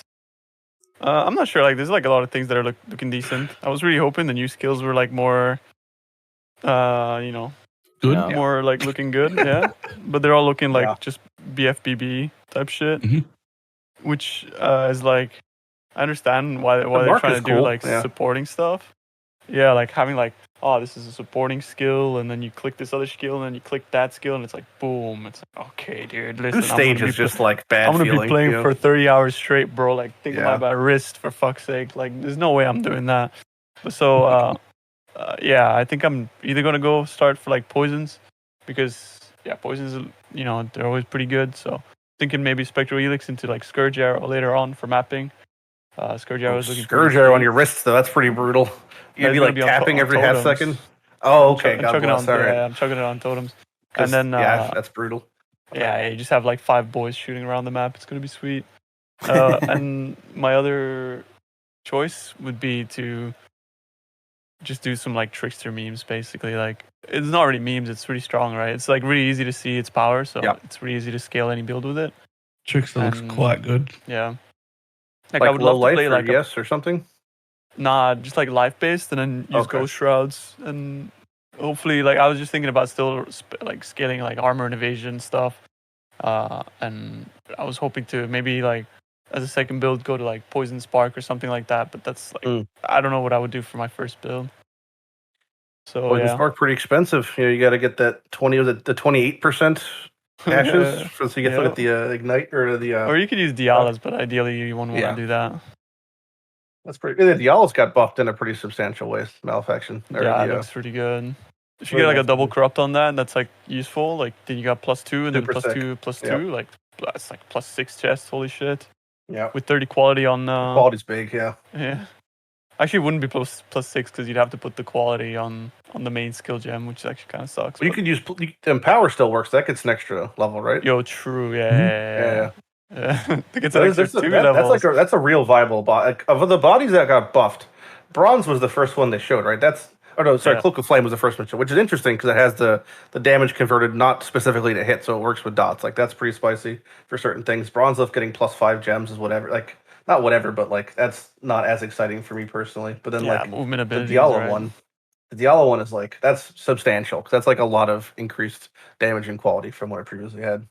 I really like how they're putting high level added damage gems on some of them as well because they have like really good Bringer, skill. Bringer of Rain doesn't. I still don't think it's gonna be like good, but like that's like not terrible now. I feel like almost. No, Yeah, no. yeah. Those gloves, excuse me, those gloves Thunder with the level Fists. 30 added, Thunder Fists. Yeah, Oh yeah, that's Butterfish- Oh, that's like such a quintessential path item too for those who have played for so long. Like not just the fact that it was always pretty okay for early wanderers, but just the name Thunderfist Murder Mitts was like always so sick. yeah. There's a lot of Like cool any bow or wand character wants to pick those up on day Yeah. one. the We Covenant always had. also body armor. Don't they also have like 100% increased effect of lightning elements or something like that? Yeah, I remember like lightning it element. was usually shock mods. duration. I'm not sure if it's effect. If it's effect, that's way better than duration now. But there's Oh. there's definitely some cool things that like. Do you want to go over some of those, Kat? Yeah, absolutely. I mean, that's not. I on mean, the we list. could be here for fucking 6 hours. There's so many things this patch as far as we like. still have like 30, 40 minutes ish, definitely. I believe.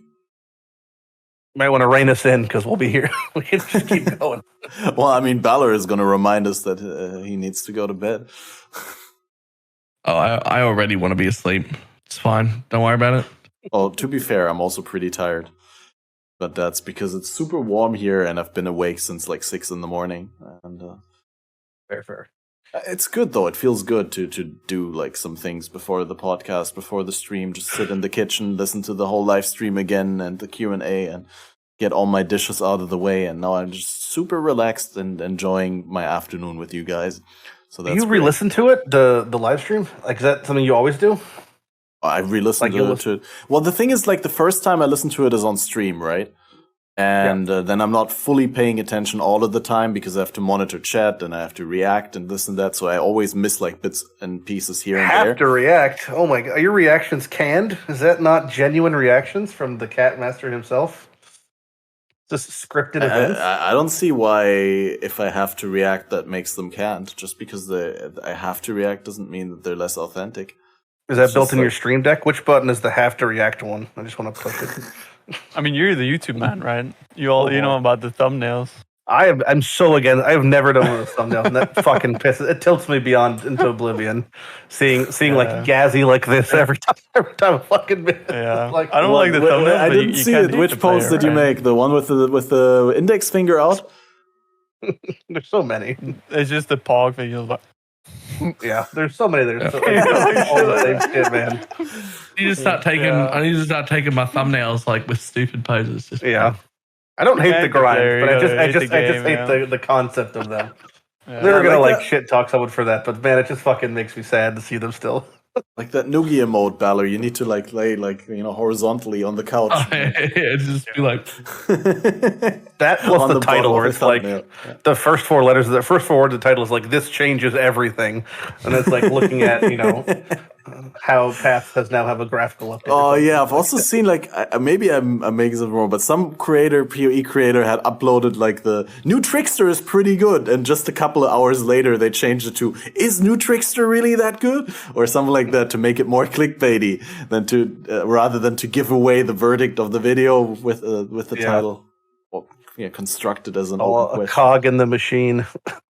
Like, as unfortunate as it is, I feel like generally, like, if you're not sort of like doing some form of clickbait, you're doing a disservice to your content unless you're already well known, right? Because that's fair. Then, if you're just starting off or something, like you're not too large of a channel. It's like YouTube algorithm fucking just it's that's the issue. It's not really like wait, clickbait is super important, but it doesn't go to the point where it's more important than the substance of your video. Because if you're clickbaiting people into a video without substance, then you're gonna hurt your watch duration and you're gonna get downvoted and I will not watch a video because of the thumbnail though. If I see a thumbnail that like upsets me, I'll just not watch the video. I think or the you're title. sadly in the minority though. I'm definitely a miser when it comes to that for sure. Don't worry. The terms are wrong. Like I rephrased our video like is Trickster good, right? But that's not clickbait. We're using that's the terms being used wrong.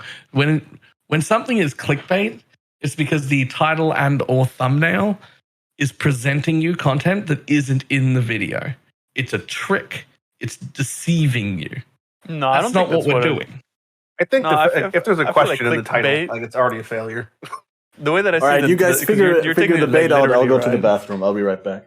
Like you debate a click, even though the content is there, you're still baiting the click because you're like really hoping they click on it. So you're not baiting them into content that you haven't made. But those are just the words. But that's not like it's a term. It's already a term. Yeah, but the term has changed. The term has evolved to where it's like the thumbnail face and like the all caps titles that are just questions. That's all like in the realm of clickbait still. I feel like where it's like, why is this patch the worst ever? Question mark. Then someone's doing this in the thumbnail. Like that's clickbait. I feel like it needs a different word because for me, there's a question of there's actually legitimately a question of morality in it. Am I trying to get someone to click the video because I believe that the video has information and will give value to the viewer? So I do want to get people to click on it. Right? And I'm doing that. Yeah. We're not doing maybe the greatest job. We're trying to get better at it, but that is what we're doing, right? If I believe the video has value, I want to get people to click on it. So I'm trying to get people to click on it for the content that is in the video. But you're not wrong for doing it, as we said. Don't want the player hate the game, right? But you're talking about like deceiving people as opposed to just wanting people to click on it. And that's fine. So it's not clickbait, but click incentive. Yes. Yeah, it's like encouragement. Yeah. it's all very cringe to me still when I see it. Click to me, that's fine. Whereas there's this for me at least like a moral obligation to not be misrepresenting the content in the title and thumbnail, because when you're doing that, that's the version of clickbait that I hate, and I will I will literally just block you on YouTube. Well, it's no different than when someone's like, "This build is dead" or "This item is dead." You know, it's Well, like you're they're still kinda- over exaggeration of what Yeah, That you're still depends. kind of baiting exactly because like this is the most broken thing that has ever happened, and you clicked on it. It's Yeah. like, yeah, that's not the most broken thing that has ever happened. Seismic bro, trap relax. But that 5% depends more damage. entirely to me on if they think it's the most broken thing that's happened in a long time. And if I open that video and they're trying to convince me that it is, and they really think it is the most broken thing ever, and they're real excited about it, then that wasn't clickbait to me. because it's their truth. You're because it's like Well, because that's their reality. They haven't intended to deceive me. It's the intent. You've not tried to lie to me in the thumbnail to get me to The click on your actions are video. relevant. It's their intent behind it. Whether they clickbait me personally, that's irrelevant. But as long as they didn't mean to in their eyes, that's fine. It's the intent. It's whether it was deceptive or not. Okay. Cat, you're back. How was your Wait, so big test? it's not clickbait if you actually think that you're not baiting. It's like if you do it in good intentions. Oh yeah. No, Well, it's not clickbaiting if you're not lying, basically. That's my opinion. Well, if you're lying maybe I'm without just knowing holding that on you're to- lying. That's what I'm saying. Well, If it could be an objective truth, saying like "Headhunter is dead" is your title when the rares got nerfed, right? This league. Okay. Well, it's not dead but they think it is, so therefore it's not clickbait, even though in reality it isn't. Yes, because I had a video saying how good Headhunter is at the same time as I think Grim had a video about how shit Headhunter was. And I don't think either of us were being dishonest. We just had dissonant opinions that we were trying to get across. But you're both clickbait. Well, we were both doing that thing where we're trying to get people to click on our videos, but neither of us were being deceitful. I really honestly believed Headhunter was in a fantastic fucking spot at that point. I've been using it the whole league. It's been fucking great. Right? And he honestly believed it was shit. So we both had opposing views. Well, Neither someone of has us to be counted wrong. clickbaiting, right? Who do I go to tell me who's wrong? You go to me, click on my videos. Okay. Onlyfans.com/crouchingtuna. Nice. Forgot the I don't know, underscore. maybe I'm just stuck in terminology from like the late 90s because I'm fucking old. And maybe the term clickbait has just changed into just, anything to get more click on the video, whether it's deceitful or not. But if that's the case, then I need a new name to call the people who are making shit videos. If you're that fishing, you're are baiting the intentionally fish with the worm, but like the worm is real. It's just they're baited into like not only swallowing the worm but also the hook. So What if it's a fake worm, a plastic worm covered in then worm it's bait. scent? Then it's bait. I mean, Okay. then it's like. If Otherwise, there's it's just 15 hook minutes left in the incentive. podcast, you should probably think of things to talk about that aren't about worms or thumbnails. Well, I mean, we can obviously all use the bait as a segue to talk about the new Trickster. Are we getting good. baited into using Trickster?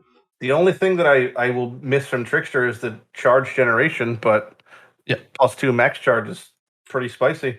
I kind of wish it was power charges because It was the power charge, yeah. Yeah, if it was power charges, it'd be like disgusting because of the badge Forbidden gets so much Flesh. better. Also, and Forbidden Flesh, all that stuff would be Yeah. so good. But I think that's literally why they didn't have it. Yeah. no, that'd be like over the top if they did that. It'd be crazy. like fucking 13 power Plus 2 charges. would be broken. Yeah.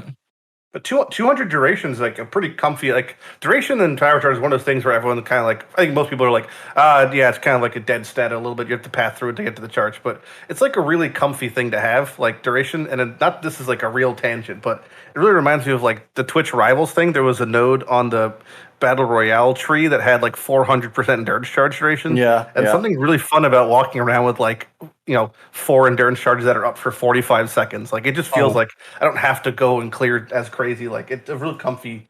And amount. So also, having, there's that like amount of the frustration is implicit mods from the Eldritch Yeah. currency. Sure, there's like Yeah. better ones that are more valuable, but there is the ones that generate like one charge every 18 seconds or so at the lowest tier. nice. Yep, and that's with just up that, permanently then, yeah, exactly. or like Permanent uptime. accumulator wand, like the what's it called? The not replica Yeah. wand. What the One fuck charge is the word? every one Yeah, random charge every so seconds. Yeah. Yep, those like are it's the base value is not enough to where you actually sustain charges permanently. But if you have 200% duration, 100% you just uptime a frenzy always.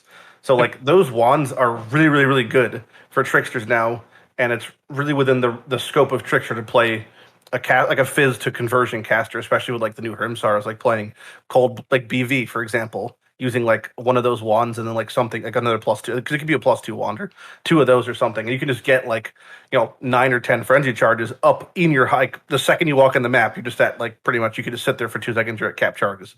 Like that's forever. That's super comfy. Yeah, and even if you don't have like periodic generation or single target generation, like just having the 30-40 seconds duration and going into the boss, I mean, you're gonna have it all. There's a mastery the for there's the mastery for shattering. Gives you frenzy charges, right? Under the one of them has that, so that's like built into the kit. You could still just grab that. You should like. There's no reason you shouldn't have pretty much 9 frenzy charges like on that build just passively. And the mark mastery as well. Frenzy on hit. Yep. And don't everyone forget that you can Forbidden Duel all of these new things. Correct. Yeah. Yep. One thing though is that I feel like Frenzy doesn't seem to really thematically like it's like out of place. Also because it has no synergies with anything else on the Ascendancy itself or other Ascendancies within Shadow. So that's one thing that it's like I don't like. The previous Swift Killer made more sense to me than what this does, because Power and Frenzy was cool, and then you had like the channeling stuff, which I'm glad they got rid of the channeling stuff. Because it's like channeling is like scuffed. It just feels like shit unless you're playing Winter Orb, right? Yep. And also the fact that they don't have channeling masteries and all this stuff is like it's just They really just weird. removed all support for channeling pretty much in the game. Which is like they introduced it as its own tagged mechanic and unique thing, and then they just like shat on it. It was really strange that they just instantly just went away from it. There are 2 ways to do channeling and have it feel good right now, in my opinion. There's Winter Orb, because you can channel that before the fight and then be running. Yeah. And then there's put it on totems. Yeah, the Stormburst totems are incredibly strong. Yep. Channeling skills on totems, fine. Man, it'd be cool if they had like a support gem that would give you like 60% less damage, but you could channel while moving. Yeah. That'd be pretty sick. Sound like a bot stream. Just to be walking around. All right. Any other points of the new Trickster that you feel like we need to talk about? Overleaf is kind of spicy. They're already good. Yeah, Polymath is insane. Most builds will have like anywhere between 7 to 10 masteries. So that's 7 to 10, you're saying? Because a lot of people were trying to tell me that the 3% more per mastery is going to be underwhelming in comparison to the 20% more damage that you had previously on Trickster. But I was like, you easily touch 7 different masteries, especially if it's incentivized. Easy. And the recovery on kill is so much better than... Right? Yeah, it's 7 masteries, so much recovery on 7% life on kill. It's like it's absolutely most insane. Most of my builds only have 5 or 6 at most, usually. Even that's fine because it's still built in with the other part. It's like it's definitely way better than the previous. I mean, and it encourages you now to actually dip your toes into maybe other masteries that you wouldn't have otherwise. Like, because now you look at a mastery and it's like it's point efficiency where you're saying like, I might be getting 1.5% per point on my way to the mastery, but then the mastery gives me 3% in life on kill. So then that actually becomes like an efficient cluster to grab, because anywhere around 2 to 3% per passive skill is actually quite insane. And like if my average build is just 5 to 6 have just been taken, like it's not like there weren't others I couldn't have taken. There were others that were just sort of like, ooh, this is almost worth it, but I'm just not quite gonna. Like you could easily have. You'd like tack on a 3% more node. That's like the extra incentive. Exactly. And also another one is the Soul Thief that I think is. Let's not talk about Heartstopper. That's like whatever for. Actually, Heartstopper. I'm thinking pretty good for RF. It's like 20% less damage from RF. Right? Yeah. Well, the thing, what is the verbiage of that the same as it's cycling between the two, or is it just 5% uptime of both? It's cycling. No, it's cycling. We believe specifically says it's consecutive. 5 seconds to one, 5 seconds to the other, which makes it absolute garbage tier, and no one should take it. Well, that's the problem with like things like that, and just a game like Path of Exile is really all about consistency of like mechanics. So if you have anything introduced that is the total opposite of consistency, if you just operating within a window of time of safety, especially defensive, because the downside of having a consistency fluctuation for damage is like the thing just doesn't die as fast. But the difference between consistency for defenses is the difference between me living and me dying. That totally ruins it. So I wish if it almost just said 20% less damage taken over time and like something else, like 20% more evasion, it'd be like way better, because at least it's like you have a grounds to work on, but having it fluctuate removes any of the control over it, and it makes it basically unusable for the most part. Well, the or 'cause problem they, is that it's shade, really right? hard to keep track of it with PoE's UI and with Yeah, the that's a way. whole other. Like I So you wouldn't understand keep that the track of them. idea behind this is they want people to play around this stuff. Like they want people to be aware in which phase of the Heartstopper loop they are in, and they want to be like, oh, I switched to taking less damage from hits now, so for 5 seconds I can stand still and get deeps in on this boss because if it hits me, it's not going to one shot me. So much and then, big brain multitasking would be required to do. You'd have to have a fucking timer in the middle of your screen counting down from 5, basically, to have that be usable. Like, I don't wear that ring in Diablo 3 either. I hate all of these rotating things. Like it's not like the old Heart of Destruction was the last time they had a rotating buff in, and it was absolute trash. But now the new Heart of Destruction on Elementalist still has 2 different effects, but they're effects that now happen conditionally on triggers. So it's now controllable. I know that when I hit this boss, I'm going to get less area. I'm going to get more damage. Right? Isn't there That's still good. on Guardian the one thing where you get like 50% block or something like that for 2 seconds out of 5 seconds or something like that? no one plays Guardian, it's fine. Doesn't matter. Yeah, like this note should have just been like, if you take damage from a hit, you get a buff for 5 seconds. Yep. Or if you take damage over time, you get a buff for 5 seconds. You can't have more than one buff at the same time. But then, you could lower it to like 15% or something You instead can reduce of the 40. values to make it, you could even do things if you took dot damage, you take half dot damage but 10% more hit damage. Like there's things you could do to make it balanced. It's just this is clearly not the one that makes any sense or feels good. So everything else on Trickster super good. That node, don't take it. It's a trap. Yeah, there's definitely validity to take everything. Like if you're playing, there's going to be a lot of Trickster like CI builds or like low life casters that'll be using like the overleeching and like the energy leech gem is like real fucking good, and it's even more real fucking good. Especially there's 2 nodes in the top right. They're both like leech recovery rate for ES, and their values tend to be much higher than life. So you can get some 40%. Man. coverage. Yeah, for it's like multiplier huge. on energy leech is really good. Yep. There's tons of damage in energy leeching and over leeching. So like a lot of those builds, especially like think about like a blade flare build who's already kind of sitting on the boss and they're like taking hits in a way. Like they're going to be even better, those ones. So there's like so much room for good trickster builds here. And I think like Baylor said, every node is pretty much you can make an argument for, except for Heartstopper's kind of like the big poop just amongst the list. Yep. Yep. It's really nice to also have like the ability to swap between this one and the other one that gives suppression, because I think early league when your gear is like a little bit worse, you might want to grab the suppression, and then later on when you want to min max damage, you go for Soul Drinker. Suppression one's really nice, especially with that you can get 13% over suppressed values, so you can have the extra damage reduction. Although I don't like these sort of like mechanics anymore since dodge is gone. Like because I mean, like you're always gonna be kind of getting hit by attacks as well as spells, so guaranteeing that you're like full on energy shield, unless you have Soul Drinker at the same time, which kind of like overleaches your ES. It's gonna be difficult to sort of like consistently trigger the suppressed spell damage prevention. So here's something that I haven't seen enough of around that Spellbreaker node. That 50% chance for energy shield recharge to start when you suppress spell damage mixed with Wicked Ward, and then that could be pretty insane. As Wicked Ward has energy shield recharge cannot be interrupted if it's begun recently.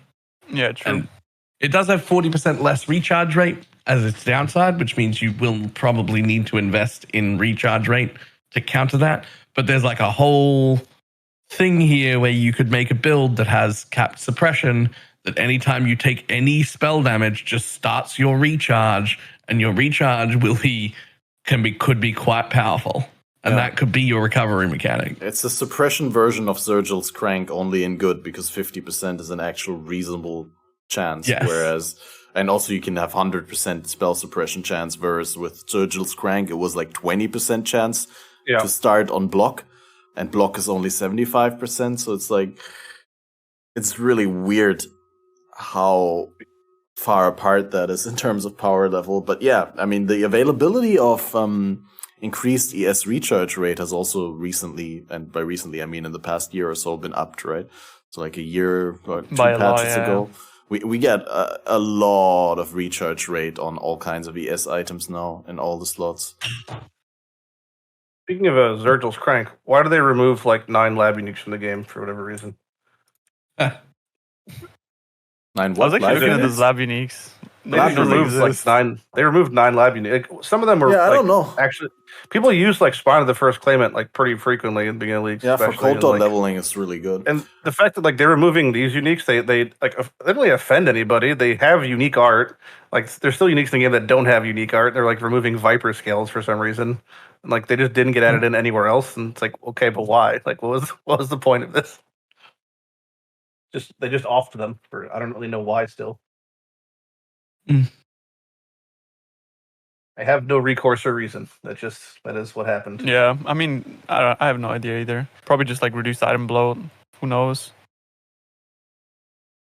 Maybe. FR counts as a hit. Sorry, I was distracted by chat, but FR self damage I think counts as a hit because it procs recovery, procs recoup But and stuff. can you suppress your own FR damage? I don't think so. you can suppress No. it. That's true. Okay. So the other one that listen, so the next node I want to talk about is one step ahead, and I'm only like 90% sure I understand how this works. So I want someone else to correct me if I'm wrong. I'm pretty sure your action speed is at least 108% of base value. For starters, when you use a Quicksilver, that is added to your base value.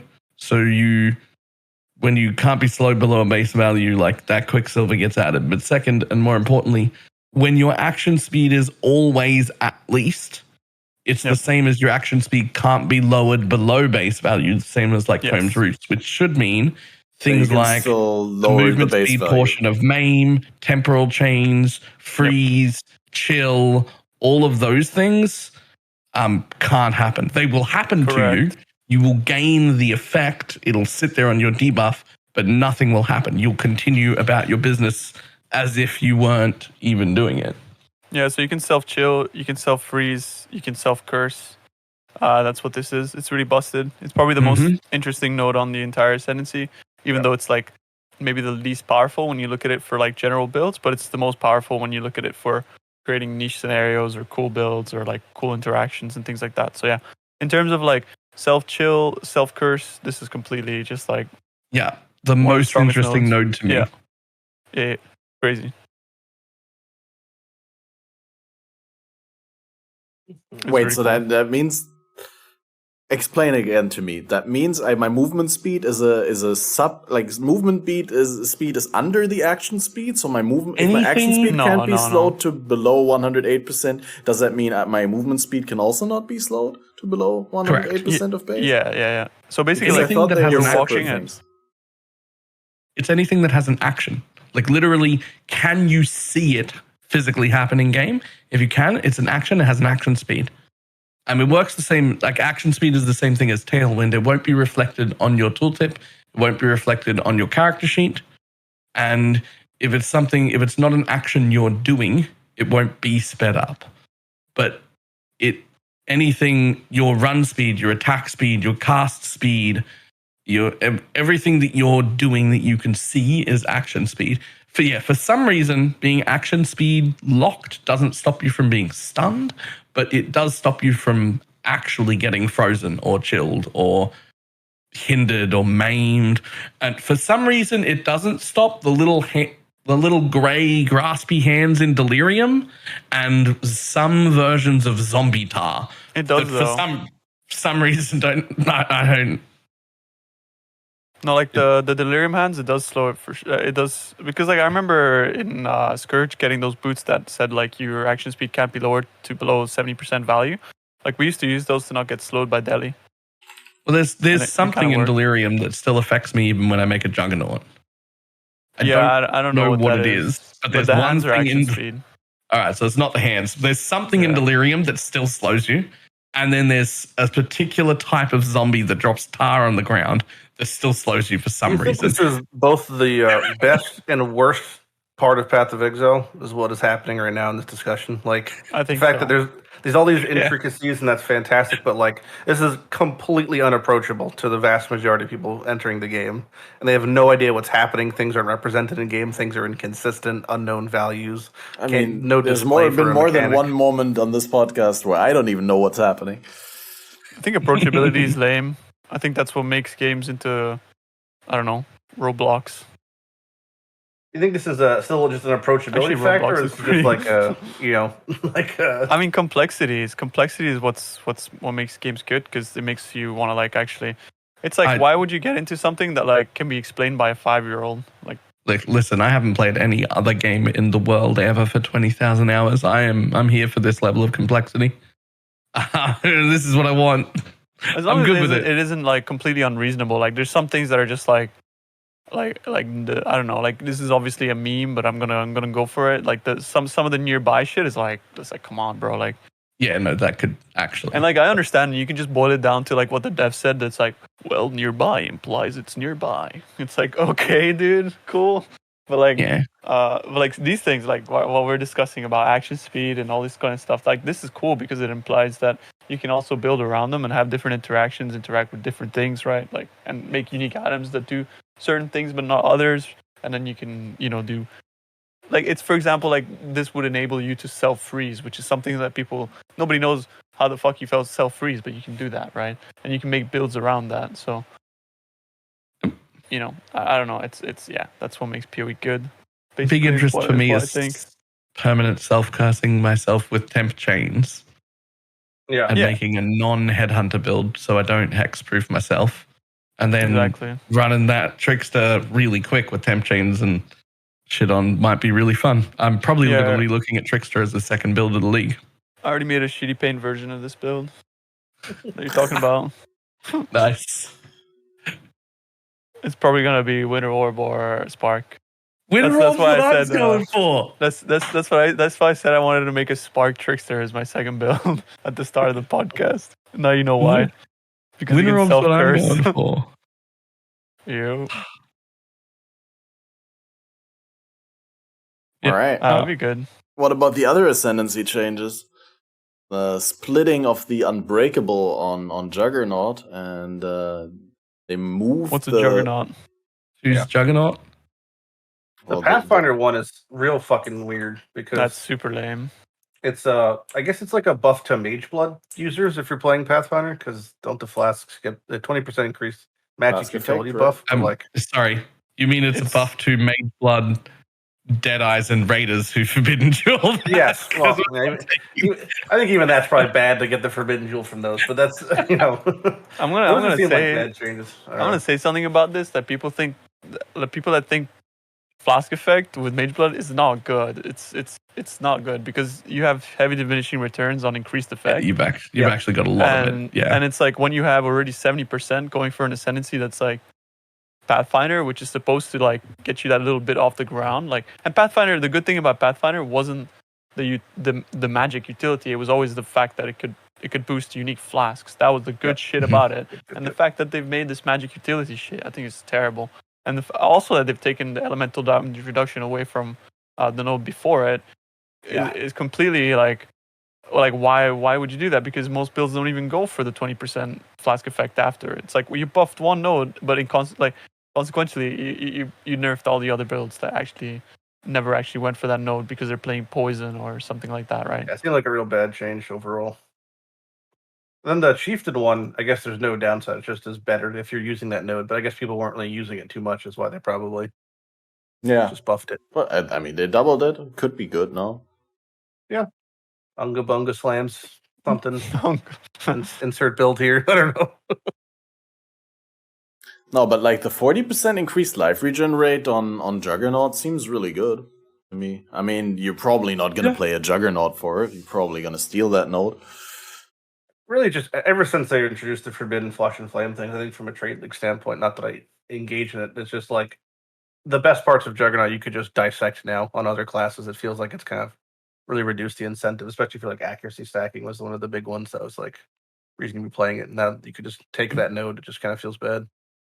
Chat already stole my thunder. The biggest reason ever to play Juggernaut was to be able to run at a group of mobs and scream, "I'm the Juggernaut, bitch," on stream, and that's still there. That's the only reason.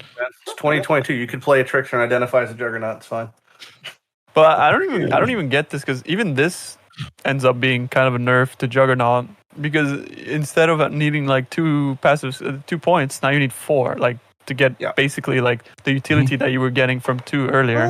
So it's like, was it like, yeah, it's obviously buffed, right? But it's nerfed when you think about it, like from the, I need to now spend twice as many points, and my ascendancy is now basically like under even more stress. Like, I get it. It's like, yeah, on Juggernaut, it doesn't really matter, because what the fuck else are you going to take? They're all garbage, right? So, like, these are the best 2 points that you can actually take now. But, like, come on, man. Like, really, like, make Juggernaut stronger. Like, why are you scared? That's one thing that I've been noticing with Path of Exile devs is, like, to just make shit strong. And if it's too strong, nerf it. Like, but why are you making things like still nobody looked at this and thought to themselves, this is the shit. I'm gonna play it. Like, that's like one of the most depressing parts of reading patch notes. Is just it might even be the actual reflection of the power level of what is to come. But you read through a patch note, and you see like the vast majority, quantity wise, of changes are just nerfs. It just like puts me in like a bad mood to like read them, because I'm like, I want to be more excited about things, but then I look at it, it's like, this has been nerfed, this has been nerfed, I'm just like, fuck, man. And then I go to the buff part, and it's like, Cleave gets 2 radius. I'm like, well, I guess that's okay. I mean, like, even if the 2 radius was good, it's irrelevant. Just like the quantity of times that things get nerfed, it's so frequently, it's been like, I feel like it's been back to back to back. I haven't seen like a really big, bold play of nerfing or buffing something in like, it seems like a while. Like Trickster, I wouldn't even call it a buff. They just redid it, so it's not like really it's a buff. That's a whole new ascendancy, really. Yeah. But like, I haven't seen like a big, like bold decision to like, it's okay if this is strong, because we've already accepted the fact that, first off, everything we're doing, this is just a beta test, right? We're playing a beta test for the real game that's coming out sometime next 2 to 20 years. So like, you know, once you accept that, it's like, what's the real harm of buffing something that's fun? The game's on a 3-month cycle, so probably it's like, next year though. I mean, it's like mid next year we're getting the Exile Conto. Yeah. So it's actually. I'll believe it when I see it. Now I'm saying we're probably getting beta towards the end of next year. The information we've been given is the first path information in over a year and a half. I will hold my breath, maybe, then just die by the time it comes out. We'll see. We'll see whenever Path 2 actually gets released. On the other hand, like we segue from Trickster, which is really good. So just like Trickster is actually like a really good change. I think it's like the best change I've seen in a while. But I'd love to see that for like skills more, and for like, why couldn't they just make Juggernaut like better? Like, why can't they just do more things per patch that are not like, oh, now you have to play Trickster, or like now you have to play this or that. Like, just make like a variety of things that are stronger, even though like they might not be super obviously strong at first. Like, let people discover it through the patch. And I mean, it might be a popular opinion, but I don't think we need more skills in the game. I think there's like probably enough skills in the game, full stop, as is. You could easily like add supports to make them more modular if that was the case. But active skills, I feel like there's like hundreds. Like, I think they just have to you could do overhauls of them, and you could tweak them. Yeah, like reworks. Exactly. Like, the vast majority aren't really usable compared to the top end examples in their categories. You know, like as far as melee skills, like there's so many melee skills that are just basically unusable compared to the best ones. And that same thing trickles to totems, spells, traps, whatever. Like, there's I've been wanting to play Infernal Blow for fucking forever. I've been wanting to play Flamethrower Trap, and then I feel like it's just like, there's things that like I just wanted to play, but like I feel like they're always going to be, there's always a whatever. Every time I Hollow Palm level, I play Infernal Blow, because Hollow Palm is so strong it'll make anything work, and Infernal Blow is like really cool. And then by the time you get to maps, you're just like, well, I have to drop this skill now. Like, I'd really like to play it, but it's not going to keep going. There's so many different skills in Path that are already like, they're different enough in their thematics that there's infinite room to make them good if they wanted to. I just think that they just have to pull the trigger and do it. And again, supports are the perfect way to make them modularly feel different. Like, playing a build that has a singular projectile versus multiple projectiles that chain is a different experience, but it could be the same core skill, you know. And there's definitely ways to make them feel good or bad in different scenarios. They just have to implement like the framework's there. They just have to actually do the change. I agree. Yeah, And like also I'll like go ahead you and see say that we're that. getting like there's so many skills and they're all good and there's not so much deviation. Like what are you gonna do for a bow build? You know, like yeah, you could do Tomato some like shot, weird ice shot, lightning arrow. interactions. That's it. Right, like it's just like an arrow shooting forward. Like maybe you can make like some kind of a gimmick where like Rain of like, arrows. I don't know, like looking at Diablo 3 like strafe or something, like a channeling skill where you're walking around or but like to some extent it's like it's very limited in what you can do. So there should be things that like either modify those skill gems or basically just doing reworks. Things right? like Mirage Archer, things like Arrow Nova are pretty cool for like really changing the feel of a skill, like Caustic Arrow. And it's like, or back in the day, Poison Arrow, if you want to call it what it really was. Back in the day, was such a specific thing. You shot one arrow, it made a cloud, that was the damage. And then doing it with Arrow Nova, it's like a whole other experience, And like, there's tons of ways, like you said, Strafe is a good example. You could just convert skill to channel on movement and then make it shoot in Nova around you like that. And you could just slap on a huge less multiplier. Bingo bongo, there's your skill. Like there's no shortage of things you could just Bingo bongo. I mean, bingo bongo. And they know that they like. I will go ahead and say that I'll agree as to like. I was really expecting something along those lines, like big rebalance, big skill reworks. After we haven't gotten any balance changes last league, I mean the meta was still slightly different. The game still played slightly different because they adjusted the drop rates of the amulets and there was the new bosses and all of that and a bunch of new items. So there was still a meaningful amount of new things to discover or new ways to go about things. But after not having skill balance changes in a meaningful way and no new skills, I was really expecting a little bit. Just maybe I'm a sucker because I just expect too much, but I was expecting more than 4 new skills.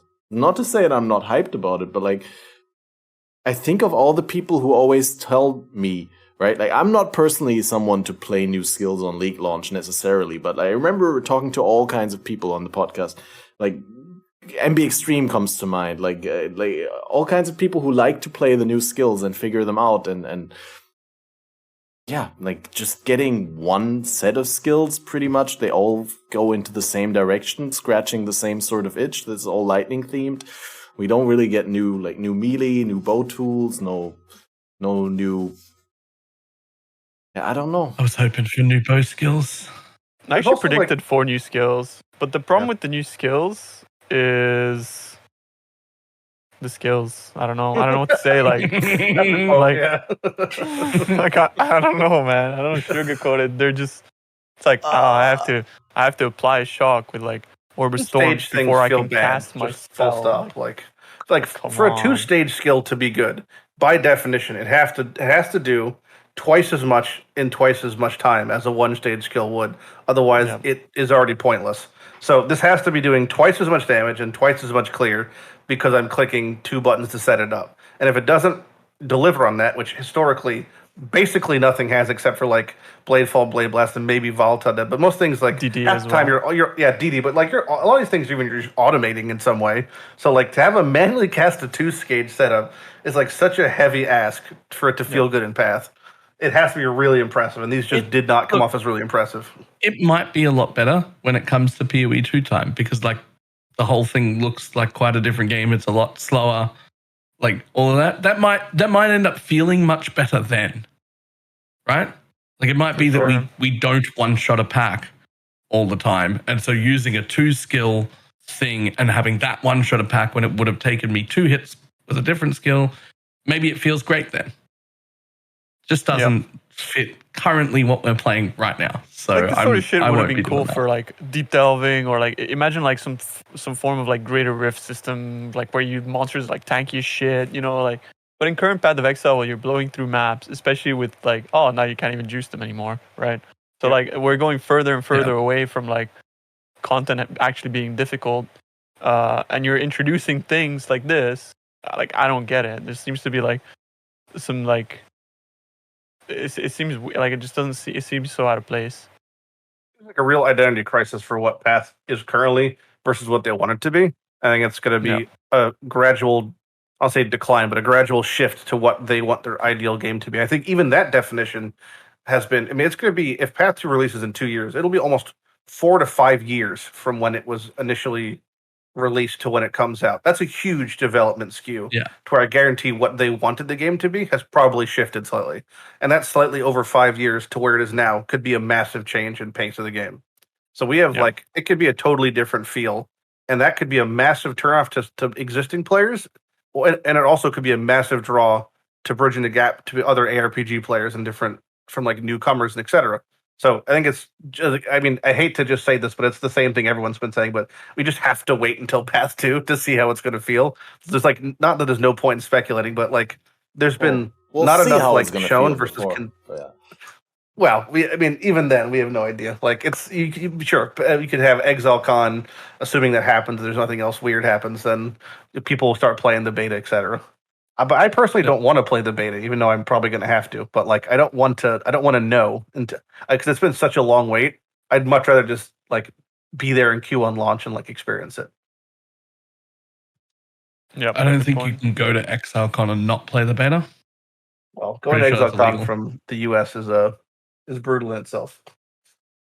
It's a 20-hour flight and a couple $1,000s in total. Yeah, so you better be playing the beta. Oh, it's the most expensive beta you'll ever play. Could be. Been playing a lot of good betas recently. I don't know. I think we wrapped it up quite nicely. I feel like we went super negative. Like I was kind of hyped going into this. So you guys just told me all the things that I didn't think about. Why don't we talk for like 2 minutes about good things? Why don't we end it on a high note? Yeah, like exactly. 95% of it is all good news and hype stuff. Yeah, it's just so much more interesting to talk. At the end, that's all. I wouldn't call it negative. I think it's like analytical. Yeah, no, critical thinking. I look at it like that as well. Like you wouldn't criticize something that you wouldn't take that much time to criticize something that you hate. It comes from a place. There's a lot of. We just have to wait and see for a lot of this changes, especially anything with the league mechanic. We just have really no idea how it's going to feel. So, like, that's a big part. The most exciting thing for me is going to be getting into the league mechanic on launch, getting like just playing the game as everyone enjoys, like on that first launch week of like degenning, 40 hours in 3 days, whatever. Like, that's going to be the most fun part, and then getting to like actually experience the content and seeing how far we can get those, those trails of it feels really awkward to say those trails of Lake of Kalandras. Like, what must be a better word? Trails of Lake of Kalandra? Is that like how it's called? The tiles? Like, what do we like? Didn't it say like a tablet or something like that? Get tablet strings, like I would get mirror some thick tablet strings. I look forward to getting huge tablet strings across the while mapping. Yeah. I don't know about tablet strings. Big tablet enjoyer. Runs, segments. It's a bad league name. I just want to like clarify, not to end on another negative note, but like every single league has been named after an action or like a doing, and it's the first one that's just a fucking location for some reason. It's like, it's domination, anarchy, incursion. And it's like Lake of Kalandra. Welcome to the lake. Well, they call it Kalandra. Sounds like a vacation. Yeah. Yeah, like I was calling it Lake League, but then in the trailer they were calling it in Kalandra League. Well, there you go. That makes more sense than Lake League. Just call it Loch League. Oh my god. Yeah, Loch Ness. Yeah. Yeah, that's cool. There's a giant sea serpent as the boss. Oh shit. Nessie, hidden Nessie boss. We didn't get to talk about Trial Master. That's why that's the thing. If we want to end on a high note, what are you most excited about this league? For me, it's Trial Master coming back because that's 6 uniques that are very unique as far as play. I look forward to seeing Relic. I want to Hate Forge coming back, and I assume it's previous iteration. Oh God, it could just be gutted. Who knows? It's going to be gutted to hell, dude. Well, they didn't announce a change, so I'm assuming it's going to be back in the exact previous iteration. It's going to be exactly like it was. If they were going to gut it, they would tell us first. There's no way. You would have to know the backlash that would come if you'd like gutted it. I don't think they care about backlash. The other way around. Like if they were to gut it, they'd be wise to not announce it beforehand because of the backlash. Well, I mean, it's good. It's a 2% drop rate off the boss, so it's gonna and we have no idea how common that map is. So it'll be interesting to see. I just got back a PM from a friend who's trades in Soul or Trade League, and I just asked him what's the situation with Divines, And then he said, it's a meltdown, total shit show in standard. So it must be trading thousands. Nice. Yeah. That's good. I can't wait to bots see are that going pan crazy. out. I think Iron has a cool unique coming, right? Do you He know does. about that one? I asked him because I have a picture of it on my second monitor, but I asked him if I could show it. Uh-huh. He hasn't responded yet, so Better not, I I suppose. cannot. Not going to blow up his spot. But it's But- really good. It's really Yes, yeah. If for those who know what it does, it's very very fun. I guess I could share one thing about. I don't want to share anything about what it is because I don't want to spoil this thing. But I heard one anecdote from him about the gloves that came out because they're the gloves in the pic. So it's the red gloves in the picture on the landing page, and he was asked at the very end of the section when making the unique, would you like it to have sockets or no sockets? Exactly the same way. And he was like, sockets, obviously. Please. but that was the question given.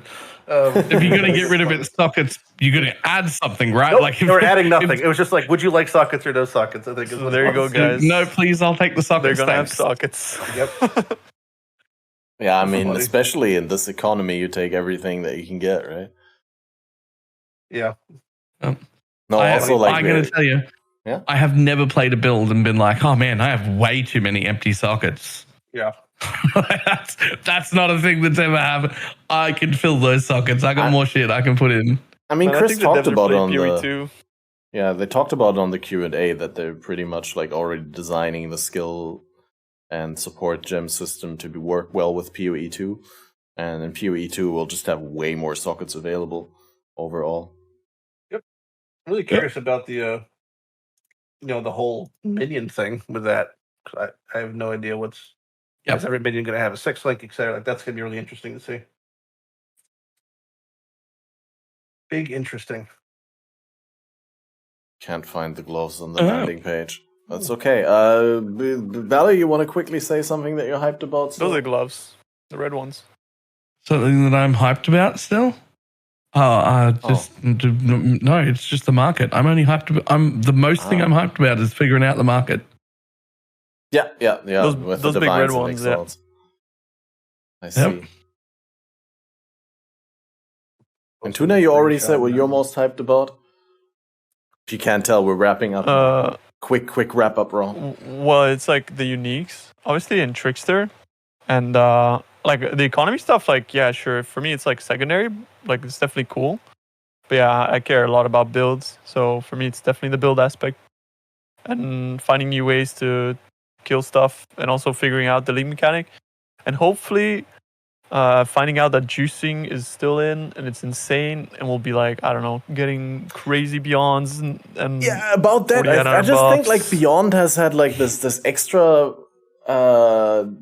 position in the game for so long, where it's like one of the few things where everything else that you put on your map feeds into it, whereas all the other things you just put on the map for themselves, right? Like you put Abyss on because you want to get Abyssal Depths so you can get the +3 stuff, and with Beyond, I think going forward, it's not going to be something that you put on as like the super juice that benefits from all the other juice that you put on, but no, you put on Beyond because you want the tainted currency rewards, because you want what you get from that, like specifically. That's Garbanzo. And probably if that leaves like room that needs to be occupied by something that you can do to juice the maps further, like if it leaves juice to be desired, then I'm sure we're gonna get more juice in the next league or something like that. A lot of juice in that sentence. Big juice. Okay, so for myself, what am I hyped about? Honestly, I gotta say, for me, it's Harvest. I can't wait to get Harvest in my map and to be like killing everything and then instantly leaving again, without having to engage with the crafts and having to think about which one I'm gonna save and all that.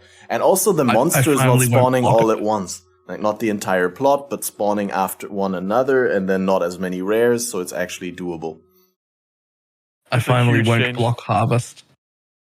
Yep. I've been blocking Harvest, by the way. Just like, even though I know it's super profitable, I can't handle the headache. I just block it, turn it off because I don't like it. Now I'll leave it on. It's fine. Yeah, it's gonna be cool. Yeah. that plus the leak mechanic. The leak mechanic looks super promising. It's probably going to be the best leaks in Synthesis. I mean, we all know, like, we're looking back fondly at Synthesis. For most of us, Synthesis gameplay was probably in the top 3 of all leaks in the past, right? Like the Synthesis mapping. And I hope that this is going to come close to it and in many ways be better. Like, because it's just a better system that is more streamlined and with a more interesting reward system. That's what I hope. And that's how it looks like for me right now. I look forward to mostly figuring out what drops those Trial Master map fragments. I'm really curious about that. Those endgame Val zones, whatever that could be. Incursion, probably going to be a grand, could be Val tour. Temple, could be. I mean, it's probably going to be a combination of all of them, right? You're probably going to have to do I hope that they redid his loot table, because previously he didn't have a guaranteed unique drop. It was just fragmented chances. So I'd love, since also all 6 items are on his drop table now, hope it's like redistributed. And I get to get some cool things like that new, like the shield with all the keystones. Never got a chance to play with that. That thing's super funky. Has 6 different keystones on it. And then Hate Forge, obviously, is a big one. So I look forward to doing that. Super cool, yeah. It's a wicked shield. I don't know if it's good, but it is just like the most unique in Path. Cool. You know, which is all I want to do. I just look forward to making. You know, I'm the unique guy. But I love the uniques that are like, just like that new helmet they just showcased, which I don't think is good at all. But the helmet that just says Onslaught. Onslaught, and that's it. That's it. But you know, it's still like, I just love uniques that are like, fuck you, we're unique. Or like the one that has BalorMage. All it says is BalorMage. Like can't crit. Like from Expedition. Like those are really cool. I wish all it said was BalorMage. That'd be much better if it just says BalorMage. But that little extra line is a little bit unfortunate. Yeah. But yeah, I look forward. I just like seeing the uniques, and also like whatever new stuff, the uniques they add. That's the exciting part for me. Fair enough. All right, that's great. Well, thanks. I hope you had a wonderful time here on the podcast, just like I did. For the viewers in chat, thanks everyone for being here. If you missed the beginning of the podcast, this will, as always, be uploaded in full to my YouTube and the various podcast platforms 24 hours after the live broadcast. From here, there is also going to be another FATED Connections on the 18th of August. That's the night before league start, where we're going to be joined by Neversink and Sir Gog to look at all the spoilers that we get between now and then, and to give our final verdict on how the league start's going to be going in terms of different league starters and all that. And well, until then, I wish you a wonderful weekend and a beautiful week of hype and getting hyped for the new league. And until then, thanks for listening. Bye-bye. Bye-bye. Bless, thanks for having us on. Yeah, thanks for coming on. It was I should have said that on the podcast. Well, I'll cut it here. No, yeah, thanks for coming on. It was great to have people with who I can passionately discuss Path of Exile. I've really been missing this. Dude, like 40 days no podcast almost before this. Look, I'm just happy to have someone else to bitch about that sentence and beyond with that, like, doesn't be like, it doesn't even matter. Why should you be rewarded that much anyway?